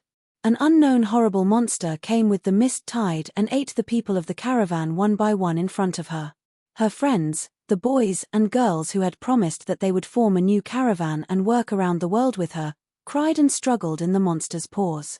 However, their struggle was meaningless. The monster slowly and ruthlessly ate Elizabeth's friends, breaking all her dreams about her future.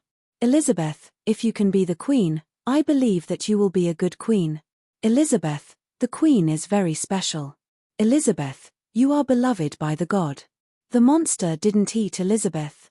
Although it stared at her with a great greed, but it sensed a very special aura from her, which made it hesitate for a very long while and finally left reluctantly. At that moment, Elizabeth finally understood what the queen's bloodline meant. Even if she had only a little part of the first queen's bloodline, she was still special. Maybe this was the reason why the monster was scared away. She finally understood how feeble and naive she was. After losing everything, she returned to her family. When she picked up the divine spellbook again, she cried and blamed herself because she didn't study hard in the past. If I had mastered the strong divinity spells in the book, I could have defeated the monster in the mist and changed the whole caravan's miserable fate. After that, she matured overnight. She realized the importance of her bloodline and the fate she would carry on her back. This world wasn't as wonderful as she thought before. There were monsters in the mist and demons in people's nightmare. This world also had its dark side. Chapter 233, The Origin of the Mist Tide. Mist Tide. It was a periodic, uncontrollable natural disaster in the water god's world. Since the beginning of history, mist tide had never completely disappeared. Mortals couldn't walk into the mist and look steadily at the mist. Once the mist tide rose, they could only pray to the great water god. Apart from this, there was no way to escape from the mist tide. No matter if it was human, mermaid, or Lamia, no race could fight against the mist tide alone. Mist tide was unpredictable. It could appear at any time and any place. In the sky, on the ground, across the sea. Once the infinite mist gathered together and swept through the world, everything would drop into quiescence. Elizabeth once studied the mist tide from books and had had an in-depth knowledge about this natural disaster. Once living beings were involved into the mist tide, only very few lucky people would have a narrow escape from it. After deeply and thoroughly investigating all the tales, she found that they were all due to the water god's power. When they were enveloped in the mist tide, few survived. Of those that did, some were holding ancient family treasures, and some were born with a special bloodline just like her. A few survivors left notes, in which they recorded their experiences. From these records, the mist tide wasn't caused by some unknown monster. It really was a special natural disaster. Some survivors saw endless ice winds sweep through the ground, then their partners were frozen and turned to snow. Some survivors met the monster Elizabeth had seen, looking at the monster eating their friends one by one. Some survivors started hallucinating. They saw countless demon butterflies flying in the air and taking living souls to the underworld. The dangers in the mist tide wasn't always the same. Compared to having strong power, having strong luck was much more important when you tried to escape from the mist tide. Though hero-rank creatures couldn't escape alone from the mist tide either. The more she discovered about the mist tide, the more Elizabeth understood how ridiculous her dream of forming a new caravan and traveling around the world was. Every year, there would be over 1/3 of the caravans and 1/10 of the entire world's population that disappeared in the mist tide. Mist tide was like an immutable rule in this world, swallowing living beings coldly and mercilessly. Then, what can I do to change this rule? What can I do for a better world? Mortals can't stop the mist tide. If I become stronger and stronger and obtain the great water god's blessing, can I change everything? That day, Elizabeth lost her best friends and her dream. However, another dream was born in her heart. She knew she could accomplish her wish someday, because she had the first Elizabeth's bloodline. She wanted to change this world. She wanted to protect the people of the caravans. There were many, many girls in this world who could become a traveling merchant. However, there was only one Elizabeth who could become the water god's high priestess to protect people. After realizing this, Elizabeth finally found the goal of her life. I don't want to see mist tide happening ever again. My bloodline protected me from the mist tide, therefore, there must be a reason for my survival. While reading the record about the mist tide, Elizabeth moved her eyes to the water god's scepter, which could only be obtained by the water god's high priestess. If I become the new Celian queen and obtain the scepter, can the power inside it help me find the secret of the mist tide and change this world? She thought, then she did. After giving up her dream of being a merchant, nothing could stop her now. She came to a small village and became an unknown priestess. With that goal in her heart, she kept moving on her personal advancement. Compared to other Elizabeth, who were still being protected like princesses, she lived a hard life and put in 10 times the effort. Her talent wasn't the best amongst all the Elizabeths, but she was the hardest working one. Finally, she succeeded. At the age of 25, the previous Celian queen retired and all priestesses took part in the selective trial of the new Celian queen. As a black horse, she defeated all other candidates and ascended to the throne as the new queen. When she held the water god's scepter in her hand and shook the rings on it, she realized that she had obtained the key to change this world. Then, the first thing she did was to go to the most dangerous forbidden zone in this world. It was an island in the northernmost part of the world, where it was covered with endless mist and was known as the origin of all mist tides in this world. There, she witnessed a part of the mist tide's truth and the deathless bone dragon. Without any hesitation, she challenged the most horrible monster in the mist tide, the bone dragon. 7 days and 7 nights later, in order to escape from the bone dragon, she fell off into the sea and was saved by the Lamia queen eventually. It's a forbidden zone, even to us Lamias. Don't make the same mistake again, because there exists a huge nightmare and is the mist demon's habitat. Chapter 234. Her wish. You are the only person who is beloved by the water god. Can you help me solve the biggest mystery in this world? If you can, I will marry you. I can agree to your proposal right now. After telling the silver-masked apostle her past, the Celian queen sat beside the apostle and looked at his mask. Mist demon, Yoon. She touched his mask with a complex look. If I'm not wrong, the power in my white emperor mask is called infinite mist power, and it should be the biggest disaster in this world. Yes, I can sense the fear I had once tasted from your mask. As I remember it now, this world is blessed by the water god, but also needs to undertake a corresponding curse. No one could obtain a god's love without any reason. As a price, we must fight against the monsters in the mist. Maybe we can't defeat the most dangerous mist demon, but I want to know what it is. At the very least, we should try and find a way to stop it. The queen shook the water god's scepter with a sad look. The silver holy rings on the scepter reverberated with clear and melodious sounds. From that year forward, this wish was always hovering in her heart. It was her biggest motivation to be the high priestess and the deepest nightmare in her dreams.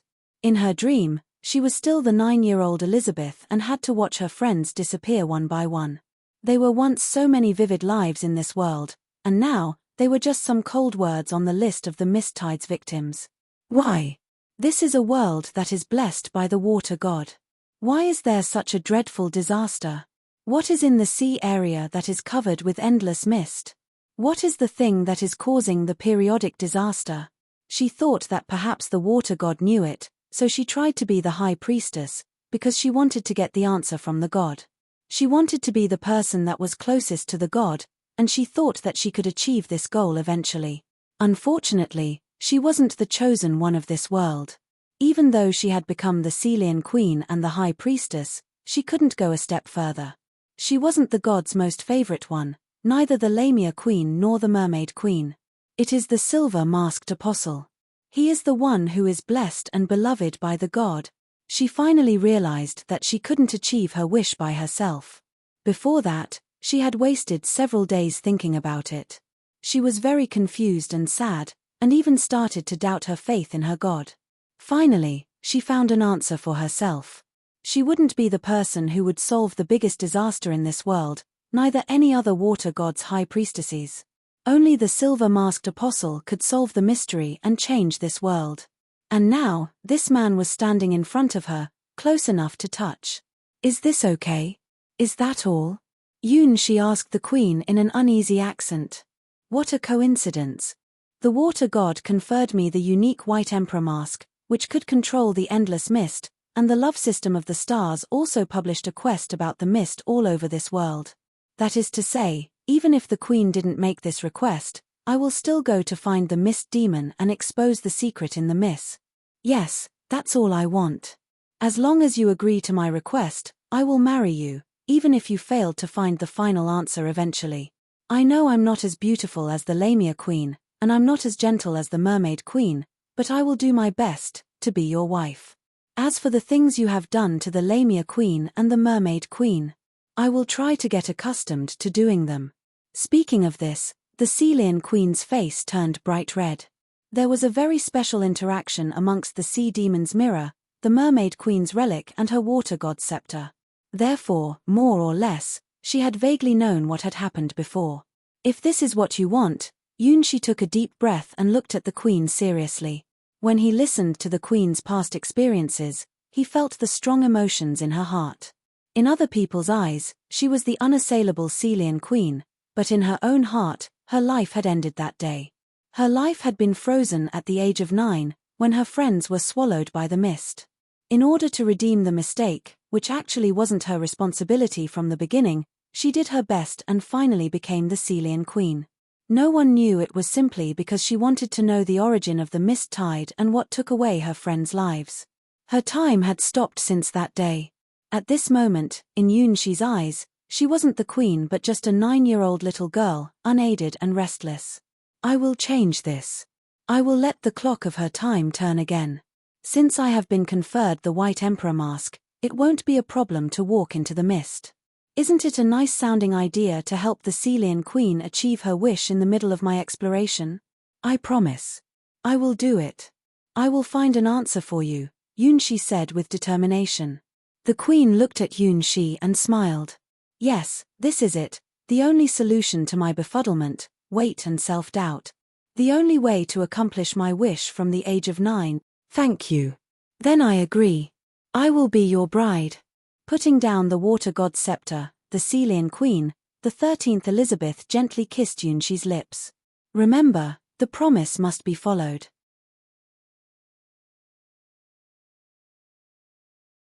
Chapter 235. Canary. For the first time, Elizabeth the Queen kissed someone. Naturally, her kiss was unpracticed. To her, this was a kiss, and also a promise which must be followed. She wasn't as perfect as people thought. Even after becoming the water god's high priestess, the obsession in her heart never faded away. I want to be the person who is closest to the god simply because I want to satisfy my self-desire. As expected, such a woman won't be beloved by the god. After realizing this, she gave up and put her hope on Yunshi. Since I can't do it, maybe he, the most beloved apostle of the god, can accomplish it. He had become her last hope. Sorry, I'm too cunning, but a human is such a strange creature. I can't be carefree like the Lamia queen and the Mermaid queen. I have too many responsibilities on my back. Even so, you still want to marry me? Can you accept such a woman like me? The Celian queen's confession was totally different than the Lamia queen's and the Mermaid queen's. She was like a mirror that had clearly reflected her weaknesses. No one is perfect in this universe. Even the supreme god also makes mistakes. Yunshi stretched out his hand and held the queen's frail hand tightly. Compared to you, I'm like a scumbag. I have had so many brides and I will still marry many more girls. As a human, I'm much worse than you. The Celian queen looked at Yunshi with a flabbergasted expression. What are you saying? You're at the hero rank and beloved by the god, it's your responsibility to marry as many brides as you can. In order to fight against the mist tide, excellent men, especially hero-ranked men, should do their best to leave their bloodlines in this world. It's a basic rule of our society. Don't you remember? Yunshi was dumbfounded. Oh, I forgot this world's special environment. But, I will marry 1,000,000 brides. 1,000,000 women. Isn't that ridiculous? If it's you, you have the right to do this. You are beloved by the god, so you are doomed to change this world. The queen held Yunshi's hands and put them on the front of her chest. Listen, these are my heartbeats. Looking at the queen with his scorching eyes now, Yunshi's fingers moved across her soft peaks.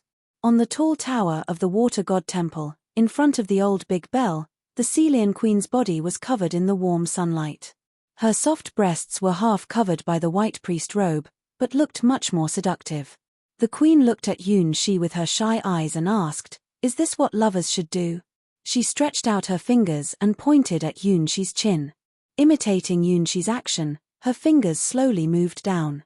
At the same time, Yunshi's fingers had moved to the queen's waist. The queen stood on her toes and looked straight at Yunshi's eyes. Finally, their fingers crossed together, feeling the hot temperature of each other's hands. Their faces were so close that they could even feel each other's breath. The queen's eyes became slightly panicked, because she was obviously much more inexperienced than the Lamia queen and the mermaid queen. After all, the Lamia race had a demon bloodline, and the mermaid race was a romantic race, but she, an aristocratic miss who was well educated, never learned any knowledge about love after 9 years old. Since she wanted to be a water god's high priestess, then love was totally unnecessary for her. Since she never even imagined such a thing, naturally, she wouldn't learn its knowledge. Who would know that the high priestess would marry the only man who was beloved by God? No, what am I doing? I shouldn't be doing this. She suddenly breathed quickly. It seemed that the experience before had a very negative impact on him. He felt guilty in his heart. I shouldn't treat her like the Lamia queen and the mermaid queen. She is different. In some sense, her understanding about love is no different to a 9-year-old girl's. She is pure, innocent, cute and clumsy, but has a wonderful figure. Plus her saintly aura, they are all the elements that can make men become beast. From this angle, Yunshi could clearly see her cute, shy face and her perfect body shape under her white priest robe. He just touched the arcs of her breasts with his fingers, then he almost lost control of his desire. Don't repress yourself. I know, I should satisfy you at this time. The queen remembered the knowledge she learned not long ago, then lowered her bright red face. Please keep going. We have not married yet, but I can do whatever the Lamia queen and the mermaid queen had done. If I can't do that, it will be a dereliction of duty as the water god's high priestess. Yunshi swallowed as he looked at the queen's delicate collarbone. On the tall tower, which was in front of the public but also out of any person's sight, the saintly queen emitted a seductive groan, as if a beautiful canary was singing.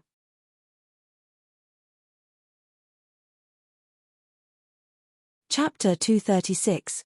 Blessing the Ring of Blessing echoed above the city again. People looked at the old bell tower one after another, offering their prayers to their god.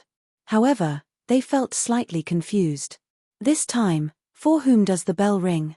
In the deep-sea water god temple, the Lamia queen gazed at the scene in the sea demon's mirror without blinking. Puff, puff, whoa, whoa, whoa. In the crystal mermaid palace, the mermaid queen held the shell in her hands and listened the sweet sounds inside it with a look of ecstasy. Puff, puff, why. They knew the meaning of the bell clearly. They could hear its ringing. In front of the old bell, the Celian queen looked at Yunshi with her seductive watery eyes. Her face turned bright red and her lips were half open. Because Yunshi's silver mask was condensing and spreading water mist, her beautiful hair was wet. The long hair swayed at her waist as her head lightly shook, which looked pretty attractive. Before too very long, her socks had been taken off and her slender legs exposed in the air. Under her white priest robe, they were a pair of little dainty feet. The back of her feet were as white as snow, which looked so delicate that they would be easily hurt with the smallest amount of force. Her toes were pale and slightly pink with a light fragrance of orchid. As she was kissed by Yunshi, her toes curled, her legs stretched, and her waist stooped. The sensual scene and her seductive groans had all been seen and heard by the Lamia queen and the mermaid queen. It was a special effect of the 3 high priestesses' relics. At first, it was designed for connecting to each other when something important happened. However, a strange resonance happened and the 3 relics had stayed in communication for a few days. Due to this, the 3 high priestesses had all known Yunshi's intention when he first saw the Lamia queen. Compared to the enthusiastic Lamia queen and the curious mermaid queen, as a human, the Celian queen had a special intellectual beauty. Even though she was in Yunshi's arms now, she still muffled her voice as if she didn't want to let Yunshi hear her cute groans. However, it wasn't a natural instinct that could be controlled consciously. After a deep kiss, the queen had almost become drunk. Yunshi lowered his head and kissed her lips, enjoying her sweet and smooth mouth. The queen half opened her mouth, seizing the opportunity. Yunshi's tongue pushed between her white teeth and went deep into her mouth, tangling with her warm moist tongue. As being guided by Yunshi, the queen gradually learned how to respond to his actions. Her small tongue tentatively touched Yunshi's tongue and learned the right way of deep kissing. Her face turned bright red and her eyes became watery. Finally, the beautiful queen couldn't suppress her voice and groaned, as if a canary was singing. Yunshi's mind had almost been absorbed into the queen's warm, soft body. He stretched out his hands and gently touched her body, losing himself in the wonderful feel. Gradually, a special mark emerged out of the fourth horn on Yunshi's white emperor mask. The fourth hero-ranked mist soul was forming. Is this love? The queen's body trembled. The strange, exciting touch was much too strong for her. So she felt uneasy and confused. Her face blushed and her teeth chattered. Just for a while, she herself had almost become strange even to herself. Yunshi moved down from the queen's mouth. He kissed her round chin, crystal neck, snow-white chest, and finally went to her snow-white peaks. Through the snow-white priest robe, he opened his teeth and gently bit on her delicious fruits. The queen could no longer keep quiet and emitted a strong groan due to shyness. The queen's body quivered in Yunshi's arms. Her white jade-like skin had been covered with a layer of pink because of embarrassment. Her saintly expression disappeared, and her current shy expression could make any man lose his head.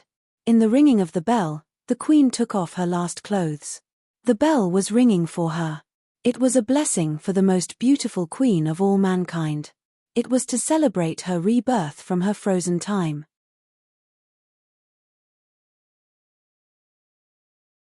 Chapter 237, The Three Queens' Charm. When the bell of blessing rang, Yun-Q was sitting in the water god temple's library and dealing with the research related to Yunshi.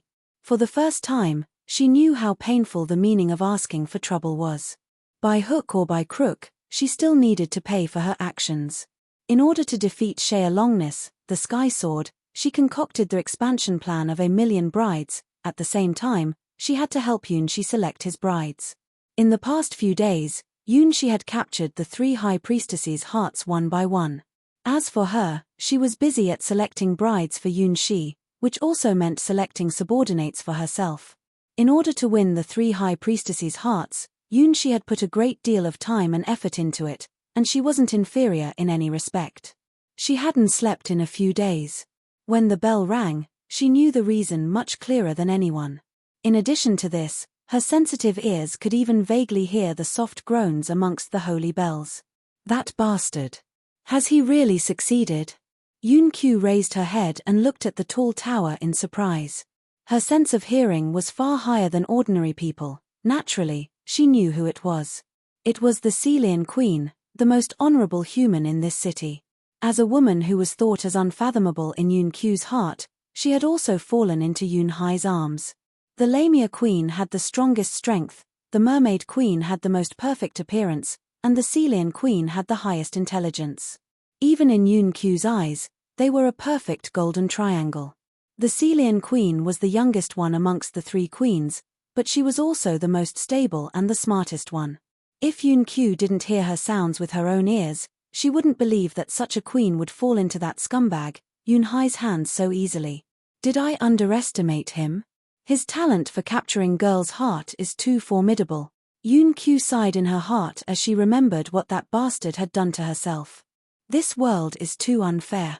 While the bells echoed in the city, the girls from all over the world all knelt down beside the fountains and prayed to the water god. Is there no end of it? Yun-Q's eyes were red and bloodshot from working non-stop on her plan. As the bells still rang with no sign of stopping, finally, she cursed in agony.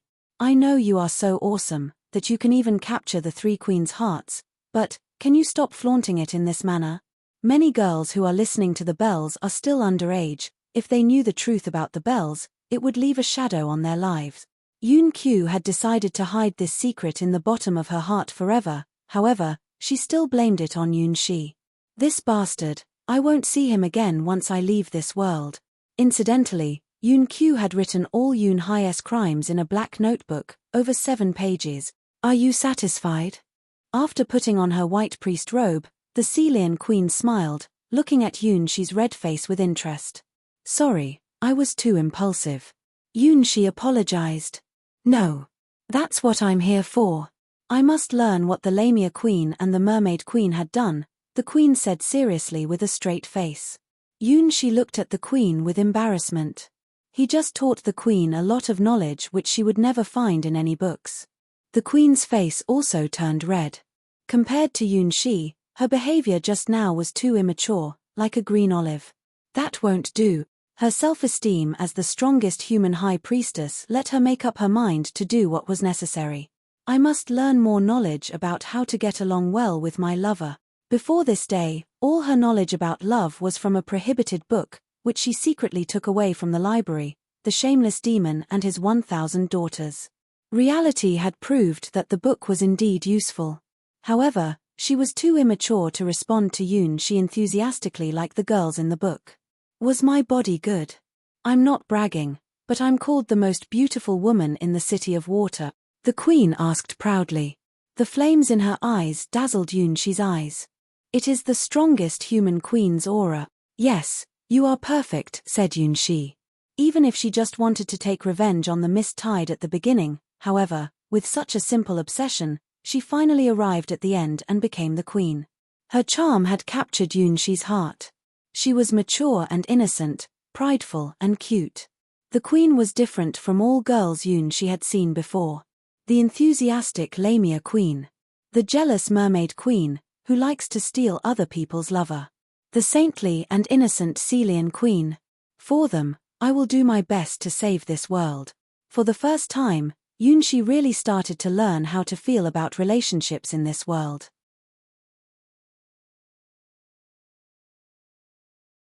Chapter 238, A Good News and a Bad News. Okay, I'm done. Finally, Yoon Kyu finished her primary selection for the candidates of the expansion plan of A Million Brides. From the records in the library, Yoon Kyu found something special in this world. The first several villages she had visited before were protected by the Mountain Lord, so they rarely encountered the mist tide. Due to this reason, they could live a peaceful life and she didn't see anything abnormal in these villages. In fact, the male-to-female ratio was very abnormal in this world. The birth rates of male babies and female babies were the same, however, most males couldn't grow up peacefully. In some areas, 80% of the males would die before they reached adulthood. It looked as if this world hated males. Yoon Kyu sighed in her heart. Compared to males, females were far more lucky in this world. At the very least, they encountered the mist tide less frequently than the males. Perhaps it was because the water god's power was much easier to be inherited by a female's body. Therefore, females had it much easier surviving various dangers. So it explains why males in this world can marry a lot of brides. If they didn't do it, humans would have already gone extinct many centuries ago. However, if this situation carries on, humans will still die out sooner or later. Yoon Kyu deduced this world's future and had a very bad calculative result. Those beings with the water god's power could survive the mist tide.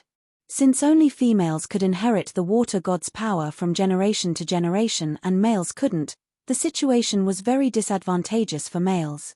The first Elizabeth was a good example. She never married during her life, but her blood was said to be the blood that is closest to the god, and it was inherited by the females of her family. Finally, the Elizabeth bloodline was born. After that, most Celian queens had the Elizabethan bloodline in their bodies, and the few exceptions also had strong water god power in their bodies. No wonder that the 3 high priestesses would agree to such a ridiculous plan. Yoon Kyu finally understood how supreme the water god's power was in this world. The water god conferred Yoon Hai the White Emperor mask, therefore, he carried the strongest water god's power on his body. In order to obtain the god's power from him, Probably the females in this world could forgive whatever he had wanted to do and done. Throughout the world out there, even the most prurient emperor didn't dare to marry 1,000,000 girls. However, the people in this world were happy to see it happening. What a ridiculous world. Yun Q struck the table. I don't like this world, I don't like this result. This is not justice. Yun Q ground her teeth and clenched her fists. I will make this bastard pay for his crimes sooner or later. Yun Q, you are here. Yun Shi looked at Yun Q in confusion. He thought that Yun Q looked different today. This was the first time Yun Q looked so angry. Sorry, I just lost my temper.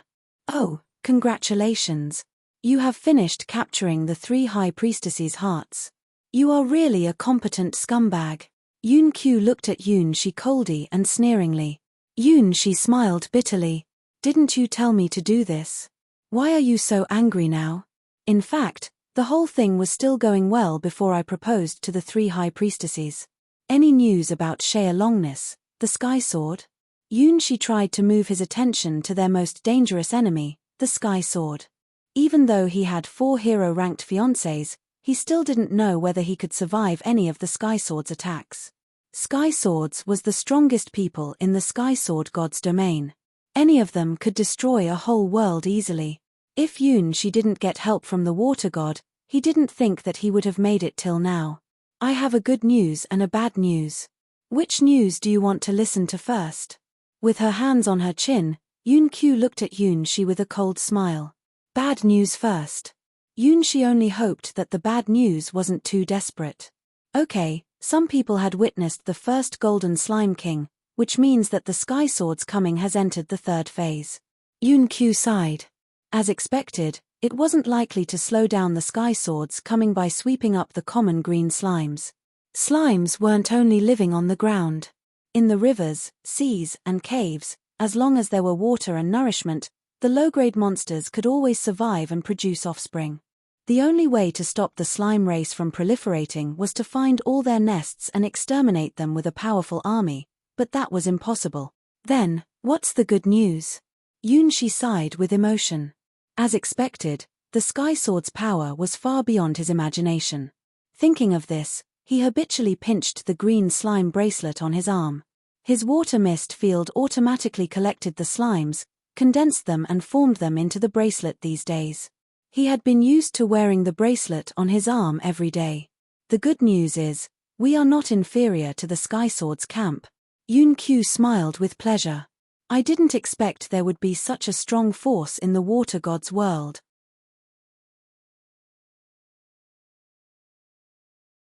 Chapter 239, The Water God's Song. Under the command of the Water God's priests, the girls who believe in the Water God can form a special spell formation called the Water God's Song. If a Water God's Song was formed by 1,000 ordinary girls, then its power would be stronger than most hero-ranked monsters. The only shortcoming of this special spell formation is that its members must work in coordination, so they need to practice a lot for it, and if a member died, the special spell formation's power would be greatly reduced. Yun Q gazed at Yun Shi and continued, this time, we have 1,000,000 bride candidates, and the 3 strongest high priestesses.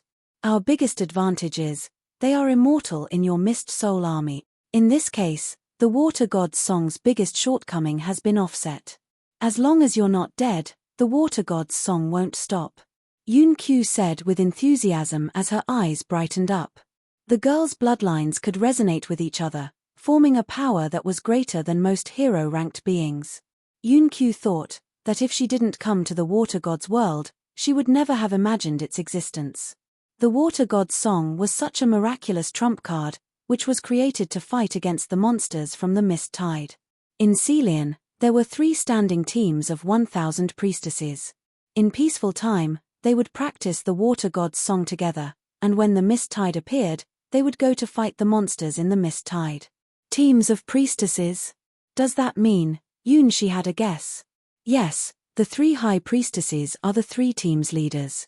It's really a good deal having their support. Even though she hated Yun Hai's shameless and salacious personality, she had to admit that he did the right thing. With their help, we can form a Water God's Song that is over 10,000 people. It's really good that we have earned their trust. So, they are so good, Yunshi murmured as he remembered the three queens' faces. Are you ready? Yun-Q picked up the portraits on the table. They were the portraits of the most excellent girls Yun-Q had specially selected for Yun-Shi, who would become the core members of Yun-Shi's Mist Soul Army. Even Yun-Q had to admit that the water god's world had too many excellent girls. They were the hope and the future of this world. Again, Yun-Q sensed the water god's favor in Yun-Shi. He really was being loved by the god and this world. Yes, since this is my mission, since I'm the only person who can do it, then, I will shoulder this mission's responsibility and do whatever I can do to save this world. Yun-Shi could see that side quest 4 was shining in his Starchild love system. To love, Starchild. To witness and experience this fantastic world, then find the truth. Only in this case, will you know how to love. The plan will start tomorrow. Yun-Q put a pile of documents in front of Yun-Shi. Although she felt sick to do it, she still did her best to help Yun-Shi. For victory, she could agree to Yun-Shi's proposal with her true identity and become the commander of the Mist Soul Army. In order to become stronger, she could accept and even make use of this world's ridiculous rules. Ah, a million bride. I will try my best. Yun-Shi looked through the portraits. He knew he wasn't really going to marry a million girls. After he finished his quests in this world and left, they would all wake up into the real world and forget the things that happened in this world. However, Yun-Shi wouldn't forget them. At the very least, they were here now. They were breathing the same air and feeling the same sunshine with him. He would propose to them tomorrow. This night, many people wouldn't go to sleep. In the Lamia race's cave. Our queen has stolen the apostle's heart. She is too experienced. I also want to do this thing and that thing with the apostle. Faya wants to grow up quickly, the Lamias chattered. They had made an unanimous decision that tomorrow, they would propose to the apostle together at the ceremony. In the mermaid's palace, a group of mermaids gathered around the mermaid queen and listened to her story with the apostle. Oh, my friends, I'm sorry, but I won't give him to anyone else. We are best friends since our childhoods, but I won't share him with you. Forgive me. For love, I can give up anything. The mermaids really liked to experience sad love. Finally, in the Celian queen's family. Are you sure? Yes. Our queen has decided to marry the apostle. Our queen is the god's priestess. If our god wants to see that future, then our queen must respond to the apostle's expectations. The most honorable apostle has appeared. You all know what that means. All Elizabethans, play your cards right. The water god's song will never stop.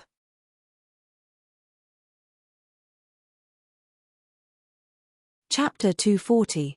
The Little Rabbit in the Morning Dang, Dong, Dang. The bell of blessing echoed in the sky above the city again. This time, the bell wasn't ringing for anyone, but for a thing that nobody had guessed. Apart from the three high priestesses, Yun-Q and Yun-Shi, no one had ever imagined such a thing. Yun-Shi opened his eyes.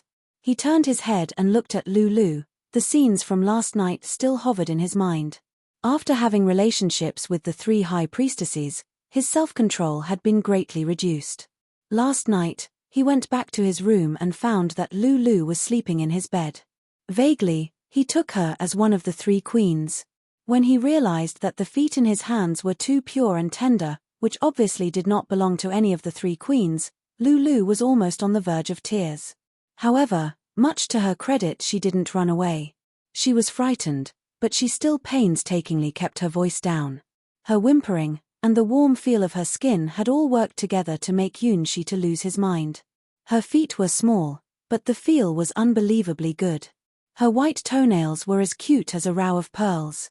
As her two crystal-like small feet shook in his hands, her body trembled as if she was a poor scared little doggy. Her cute face was as sweet as fruit sugar, and her lips were as juicy as cherries. Yun-Shi thought that he could taste them all day and would never feel bored. The result was, Yun-Shi didn't sleep all night. Although he finally stopped before taking the last step, he had done everything else apart from that. Yun-Shi clearly knew that he shouldn't taste this fruit, but as guilt filled within his heart, he still failed to resist Lulu's temptation. As for Lulu, when Yun-Shi held her feet in his hands, She had already given up resisting and let Yunshi taste her lips fully. Before she had stealthily walked into Yunshi's room, she went to the water god temple's fountain and bathed her body in the medicinal herbal water. As the result, her skin was as smooth as silk fabrics, and also as sweet as creme brulee. The aroma of herb covered her whole body. Yunshi put down Lulu's feet and put his hands on her shoulders.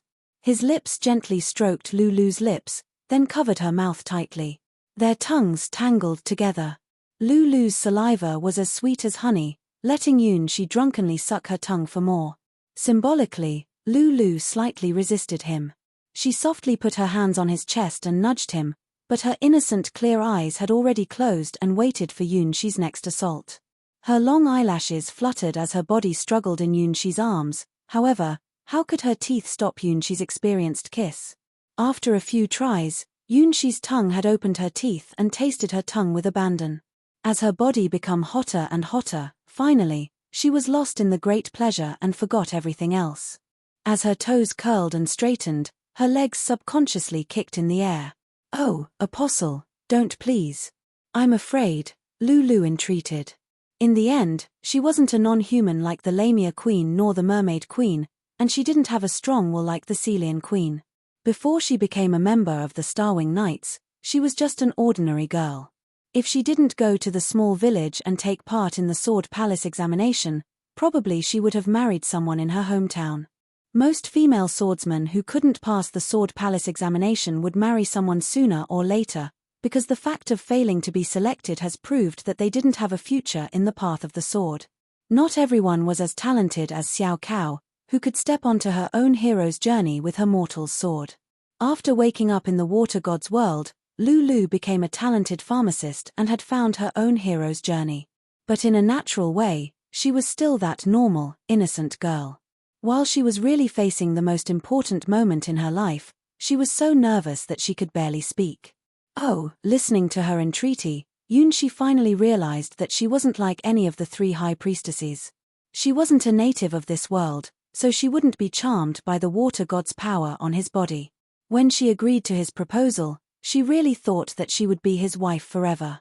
No matter how many loves he had obtained through the three high priestesses, in Yunshi's heart, Lulu was still his first fiancée. She was still that pharmacist girl who bravely responded to his proposal first. "Sorry, I didn't mean to scare you." Yunshi's look, toned down as his desire had also drained away. He drew back his hands from her shoulders and put them back onto her feet. "No, it's just too fast. I'm not prepared yet. My Apostle, can you give me more time?" Lulu blushed as her feet trembled in Yunshi's palms. Her shy face was so cute, as if she were a little rabbit that was going to be eaten by the big bad wolf.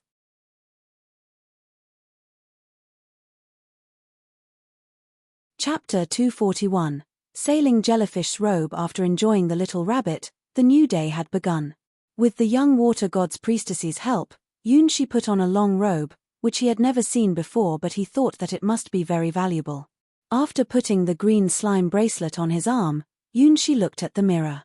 He could barely recognize that man in the mirror was himself. This robe was made of a fantastic deep-sea creature's exuviation. It had light silver color, which looked to be a perfect fit with Yunshi's white emperor mask.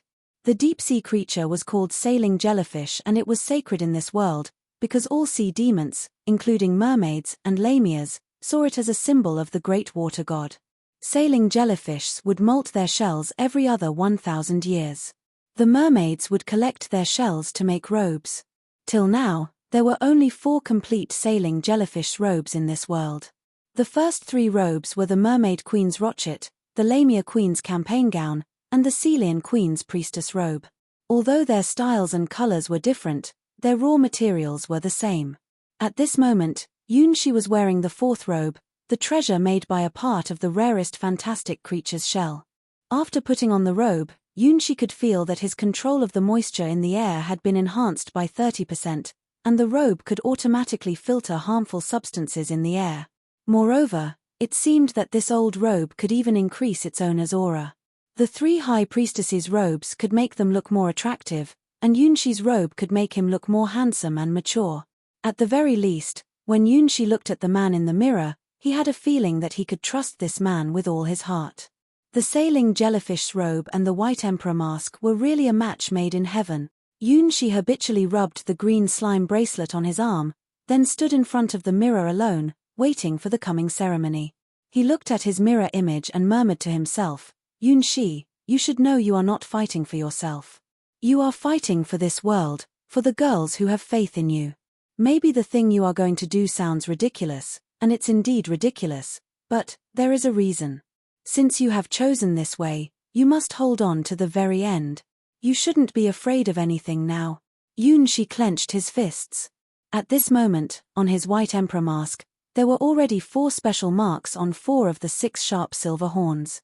The first mark was from the mysterious dark elf, the commander of his Mist Soul army, Black Moon.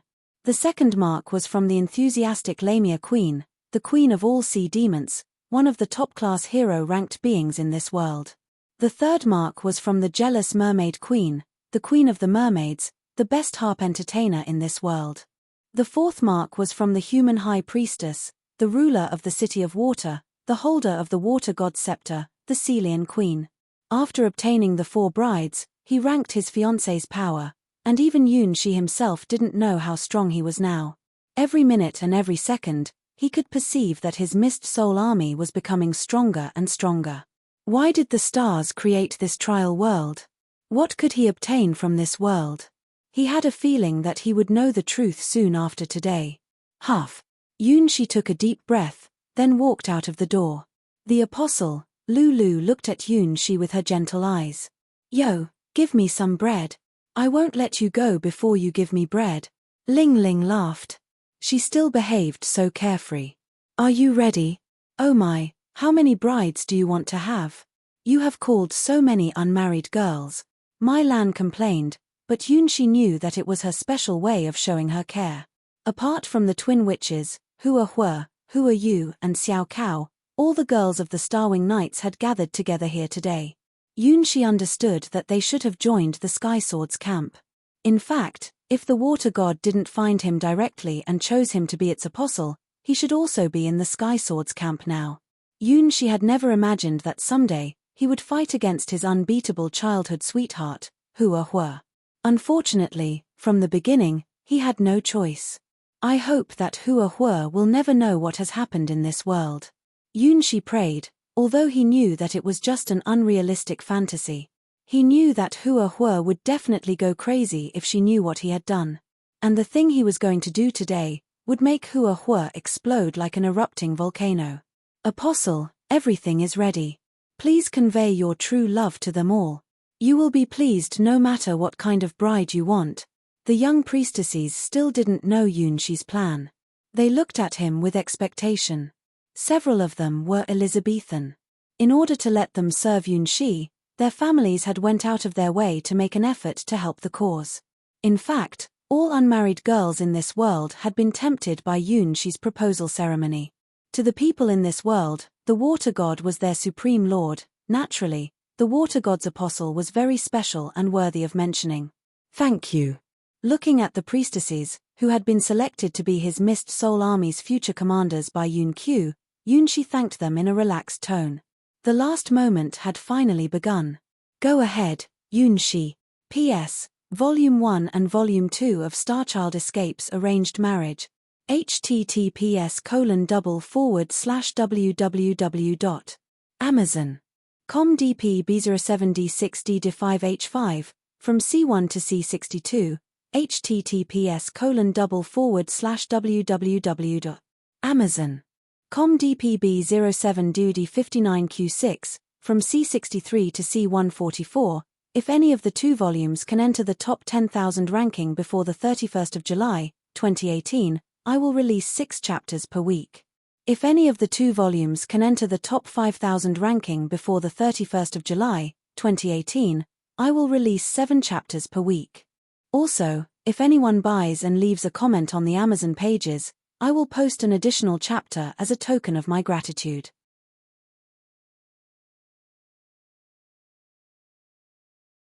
Chapter 242, The Girls Who Are Studying Hard in Celian. The Celian Queen, the Lamia Queen, the Mermaid Queen, their people, and the girls from all over the world, were gathering together on the square in front of the water god temple. For Yunshi's plan, the Celian queen even ordered all the residents to pull all the buildings around the water god temple, and finally built this special square. It was so large that it contained dozens of fountains and spread all the way to the seashore. Beside the sacred fountains, humans, Lamias, mermaids, and all the girls of other races gathered together in groups based on their races. They chatted about this special ceremony with excitement. This world never had a ceremony called the Water God's Apostles' Proposal Plan, and probably would never have another again. Did you hear about it? The apostle is a very excellent, handsome, and mature man. Yes, I saw him once from a distance. His silver mask is very cool. The human girls gleefully talked about Yunhai. Especially the girls who had seen the apostle before, but everyone who hadn't were feeling jealous. Compared to them, the Lamias looked much more leisurely, because they had already known the result many days ago. Therefore, when they looked at the human girls' nervous expressions, they laughed in their hearts. As for the topic they were talking about, it was slightly adults only. Faya, we will teach you the knowledge of being a Lamia lady. The first night with your lover is very important. You must do your best. The apostle is protected by the great water god's power, so you don't need to worry about his body. The only thing you need to consider is how to enjoy your first night. Although the Lamias were just some armchair strategists who had no practical experience, it wouldn't stop them from teaching poor young Faya what she should do during her first night. Oh. Faya blushed. Her tail wagged, espousing her excited heart. I'm finally learning the special wooing of us Lamias. So this is the secret, this is what I should do. Faya, come here, this is the textbook. Looking around and making sure that no one else was looking at this place, the oldest Lamia put a book into Faya's hands. The Shameless Demon and 1000 Princesses was the textbook's name. Looking at this precious prohibited book, Faya realized that her sisters finally considered her as an adult. In the past, when she found this book, her sisters stopped her and told her you are too young to read it.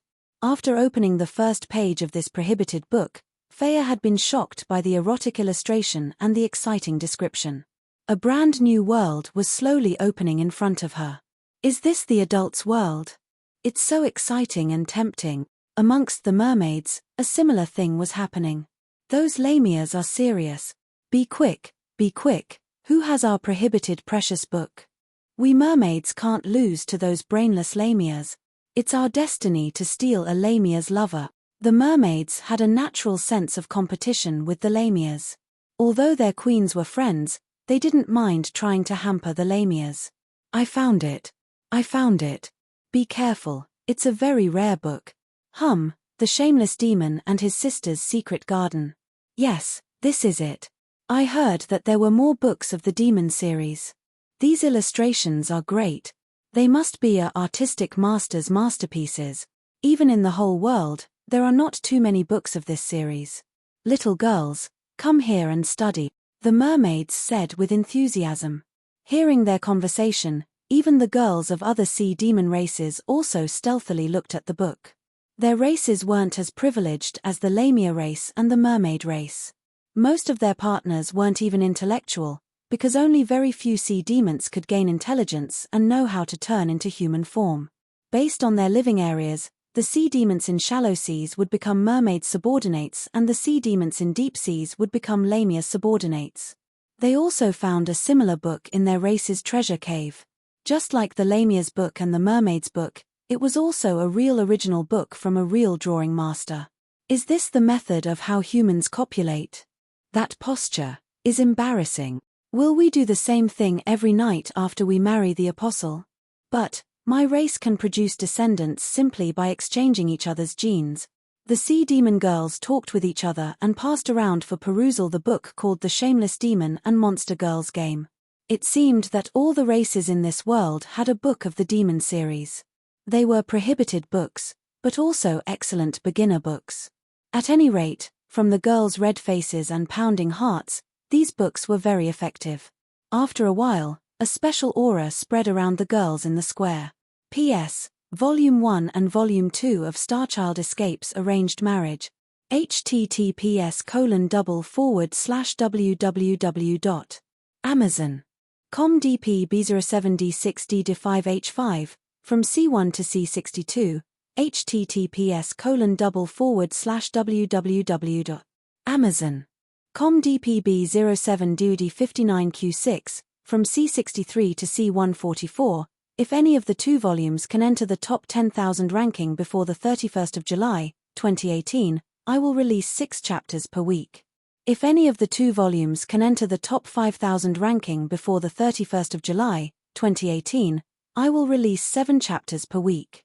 Also, if anyone buys and leaves a comment on the Amazon pages, I will post an additional chapter as a token of my gratitude.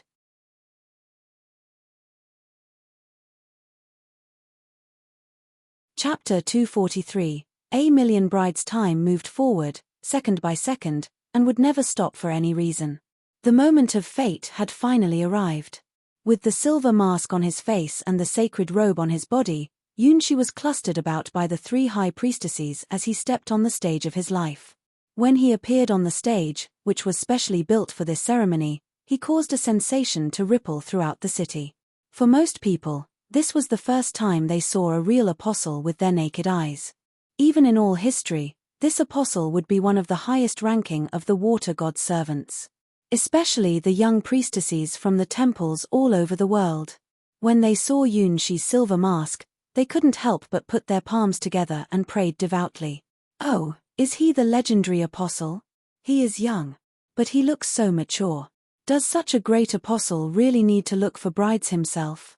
If the girls who want to marry him lined up, the queue could probably crowd the streets to overflowing. Most people hadn't known of Yunshi's true plan. They just chatted with each other and looked at the apostle in surprise.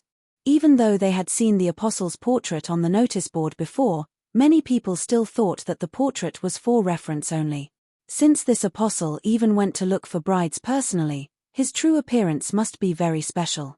Of course, it wasn't a big deal. Since he was the great water god's apostle, his appearance would be the smallest novelty in their minds. The apostles in the past were all elders who never cared about secular affairs. Therefore, this apostle was very special, and they would do everything to butter him up. For this moment, the 1 million bride candidates on the square were all the most excellent girls in this world. In order to respond to his wish, they came to this city from all over the world. Humans, Lamias, mermaids, and all the other races had all chosen their most beautiful unmarried girls. As the most predominant race, humans had almost sent all unmarried girls to the city. No one there was forced to be here. All these girls came prepared to fight for the right of becoming the apostles' brides. There were 1 million girls in this city. No matter how many girls the apostle would marry, there would be no doubt that most girls would come back home empty-handed. Therefore, the competition would undoubtedly be very fierce. This was the foremost thought in most people's hearts. However, they were ready for it. Come on, no matter what dire condition they would face, none of them would give up. What's the best bride in the apostle's heart like? The apostle likes a girl who is good at cooking, martial arts, divine spells, or, no matter what kind of girls the apostle likes, I won't lose to anyone. The girls all had so much confidence in their hearts. On the stage, Yunshi took a deep breath. Today, there were 1 million girls here. Although it was just Yun Q's ridiculous plan at the first, he didn't think that it could happen. Nevertheless, it was really allowed in this world, and reached this point, by going step by step. Now, he would perform the most important step in the whole plan. Thank you for coming, thank you for listening to my words. I say to you today, my friends, that, I have a dream, a very special, even a strange dream. Today is a special day for me. Yunshi stretched out his hands. The green slime bracelet turned into a green light and circled around on his fingertip. I am looking for my bride, and I will sign a contract of never being separated with her. From today on, I will love her and take care of her. Where she goes, I go. If I leave, she leaves. I will love her, comfort her, respect her, protect her as my own. For better for worse, for richer for poorer, in sickness and in health, to love, honor, and cherish, till death do us part, we will never be separated. As long as the sun will still rise, I will offer you the warmest home. If possible, can you all agree to my proposal? The girls who are listening to my words, please make your choice. A continuous mist spread around from Yunshi's white emperor mask. At the same time, from the fountains and from the streams, there was also a continuous mist rising into the air. This was an unprecedented proposal in this world's history. 1 to 1 million. As his water mist field spread in the air, Yunshi had a mental bond with all the girls on the square. There was a fine, transparent thread of mist amongst all the girls and himself. They were the strings made by Yunshi's white emperor mask, which would change the whole world forever. Listening to Yunshi's marriage proposal, the three high priestesses looked at each other and smiled. The Lamia queen stepped forward first. The high priestesses were the strongest beings in this world. Apart from this, they also had the best singing voices. The Lamia queen faced the public and started singing her song of love. The song was about a princess meeting a prince, and its name was Dark Princess. I wandered in the darkness. I once dreamed of a whisper, now I see the road. Is that my fate? At the very least, at this moment, let me open my arms for you. This fantastic dream, my downtrodden wings, I will lower my head in the darkness, awaiting your coming. My tears wash my hands, my lips quiver in the darkness. Come to me, look at me, treat me as the finest princess in all the universe, my prince. Though I be covered with cuts and bruises, I will never betray our love. As long as I can stay beside you, darkness and sadness could even become warm. This searing yearning will witness our love. Our love will turn into light, ignite the darkness and achieve immortality. The princess was imprisoned on the tall tower day after day and year after year. She waited for a miracle. In the dark flames, she was finally saved by the prince from the endless cycle of time. This was the Lamia queen's love song for Yunshi. The Lamias and other girls of deep-sea races raised their hands. The threads amongst them and Yunshi shook and turned into one beautiful crystal ring after another. They were the tokens of their love, they were these girls' answers. The next is my turn. The Mermaid Queen also stepped forward and began to sing. Compared to the Lamia Queen's song, the rhythm of her song was more sad, which was a perfect fit for the mermaid's romantic aura. The song was called The Lost Petal. My lover flew away from my hands along with the wind. It rolled in the air and flew to the sky, disappearing from my sight. The tree was engraved by the facts of our lost future. The spring has changed the world, the death of fall is coming. The flowers in full bloom are much more beautiful than the wind. Even if their petals have been destroyed, even if they have been forgotten, I will still follow the traces, looking for the fragments of my yearning. I collect the petals carefully, waiting for the next spring. My lover, when will you come from my dream and hug me again? Answer me if you can hear my song. Come back to me if you can feel my heartache. My lover, I will always be waiting for you. It was a song of a broken-hearted girl. That was sad, but with hope, filled with uneasy expectations. More than 30% of the girls cried after listening to its rhythm. Then, they raised their hands. Those girls who had hesitated before, finally gave Yunshi their answers. 100,000, 200,000, 300,000. The number of his brides was increasing rapidly, in Yunshi's star-child love system. While the last and the most venerable queen, the best-known Celian queen came on the stage, the atmosphere reached its highest point. The Celian queen was just a human, naturally, her voice couldn't be as charming as the Lamia queens or the Mermaid queens, because as sea demons, their voices could go beyond the limit of mankind's hearing. Therefore, she must be more empathetic and keep her focus on the song, so that she could touch people's hearts with her voice like the other two queens. Her song was called The Rhythm of Love. My past dreams wandered in the night's arms, my cute lover, help me look for my road. If this is our fate, let's go on our way. In my eyes, you are the sunlight through the leaves. You bring me courage and smiles, I can feel the transcendent love in your body. I smile under the sky, because you are with me. My song is the token of my love, and I believe that you can hear my feelings across time and space. Happiness, sadness, worry, they are the rhythms of love. Any time, any place, my song will be with you. I was born for you, I'm singing for you. The rhythm is flowing in my heart, listen to it, my love. 500,000, 600,000, 700,000. In the sound of the Celian queens singing, a great amount of power flocked into Yunshi's body. He could clearly feel the terrible energy waves through the mask on his face. Finally, the harvest time had begun. He had created this miracle with his own hands. With the three high priestesses' help, Yunshi reached an achievement that perhaps no one had ever achieved in the whole universe. 1,000,000 brides.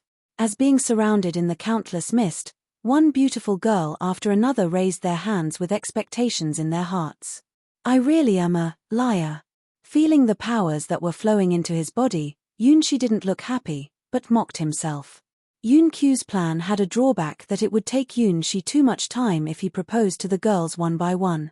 Therefore, they finally decided to let Yunshi propose to the 1,000,000 girls on the square together. In order to accomplish this, they had paid with a great deal of effort. And now, they finally got their efforts rewarded. This was Yunqi's expansion plan of 1,000,000 brides, especially tailored for Yunshi.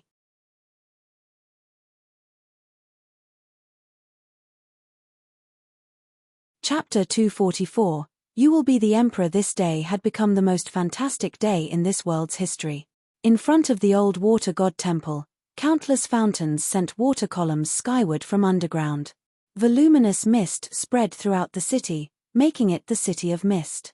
In the water mist field, 1,000,000 beautiful girls were making their answer. I'm willing to take this honor. I'm willing to be your bride. Thank you for choosing me. I will be your power in return for your love. I swear to the great water god, I will be the apostle's wife forever. The girls' voices echoed through the sky, hovering around the old city of water like 1,000,000 beautiful melodies. One white hand after another raised in the air with expectation and longing in these girls' hearts. One crystal ring after another appeared on these beautiful girls' fingers. They were the proofs of their oaths, and the signs of their accomplished marriage contracts. They accepted Yunshi without reservation. When even Yunshi himself didn't believe that he would succeed, their trusts made this plan come true. There were over 1,000,000 girls who had arrived at this city, and there were only dozens of girls who refused his proposals. Yunshi could sense a very weird aura from these girls' bodies. As they disappeared suddenly and mysteriously, Yunshi understood who they were. Shea Longness, the Sky Sword's coming had reached the last phase. Her will could even interfere with the reality now. The girls who just disappeared suddenly should be the slimes who had transformed into their human forms. Apart from these girls, all girls on the square said I'm willing to marry you, to Yunshi. Their faith in the water god and the three high priestesses' songs impressed them. The girls in the water god's world were all innocent and cute. None of them doubted whether Yunshi was lying. In order to save this world, I have to deceive them. Then, am I wrong or is it this world's fault? Yunshi looked puzzled. He thought that he understood the stars' quests better. Love is wonderful and sweet. He never doubted his love to Hua Hua. However, his understanding about this world and love had been changed. Loves were different. There was everlasting love of couples in this universe. There was loyal love to the god in this universe. There was jealous and uneasy love in this universe. Love wasn't a single property. It could be rendered as all kinds of emotions. Marriage wasn't one-to-one in this world just like the custom in the Sky Sword god's domain. Instead, it was one-to-many. He had married 1,000,000 brides in this world. If even such a love was allowed in this world, then what couldn't be accepted?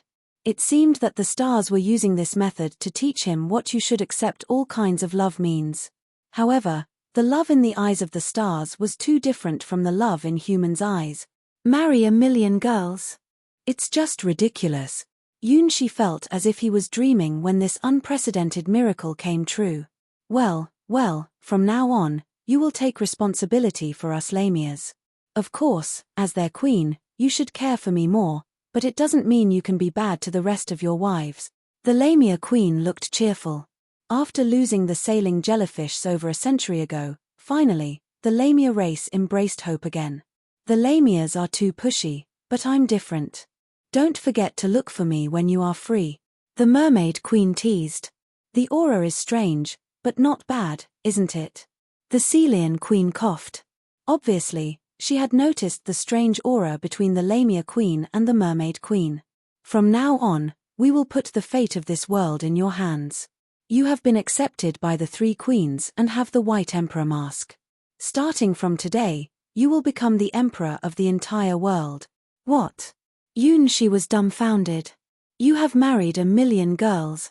If you aren't the emperor, then who can be the emperor? The Lamia Queen stood to Yunshi's right. Yes, if you aren't the emperor, it would be very strange. Not giving the slightest concession, the Mermaid Queen stood to Yunshi's left. As the leader of mankind and the Celian Queen, I witnessed the birth of the emperor of the world. The Celian Queen walked to Yunshi. She half knelt and kissed Yunshi's hand. As the leader of the deep sea demons and the Lamia Queen, I witnessed the birth of the emperor of the world. The Lamia Queen also lowered her head and kissed Yunshi's hand. As the leader of the shallow sea demons and the Mermaid Queen, I witnessed the birth of the emperor of the world. Finally, the Mermaid Queen also knelt and offered her blessing to Yunshi. The bell of blessing resounded across the skies. P.S. Volume 1 and Volume 2 of Starchild Escapes Arranged Marriage.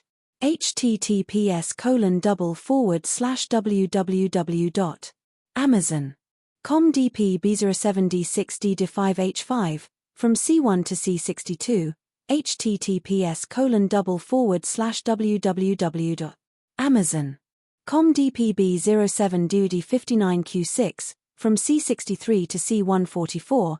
If any of the two volumes can enter the top 10,000 ranking before the 31st of July, 2018, I will release 6 chapters per week. If any of the two volumes can enter the top 5,000 ranking before the 31st of July, 2018, I will release 7 chapters per week.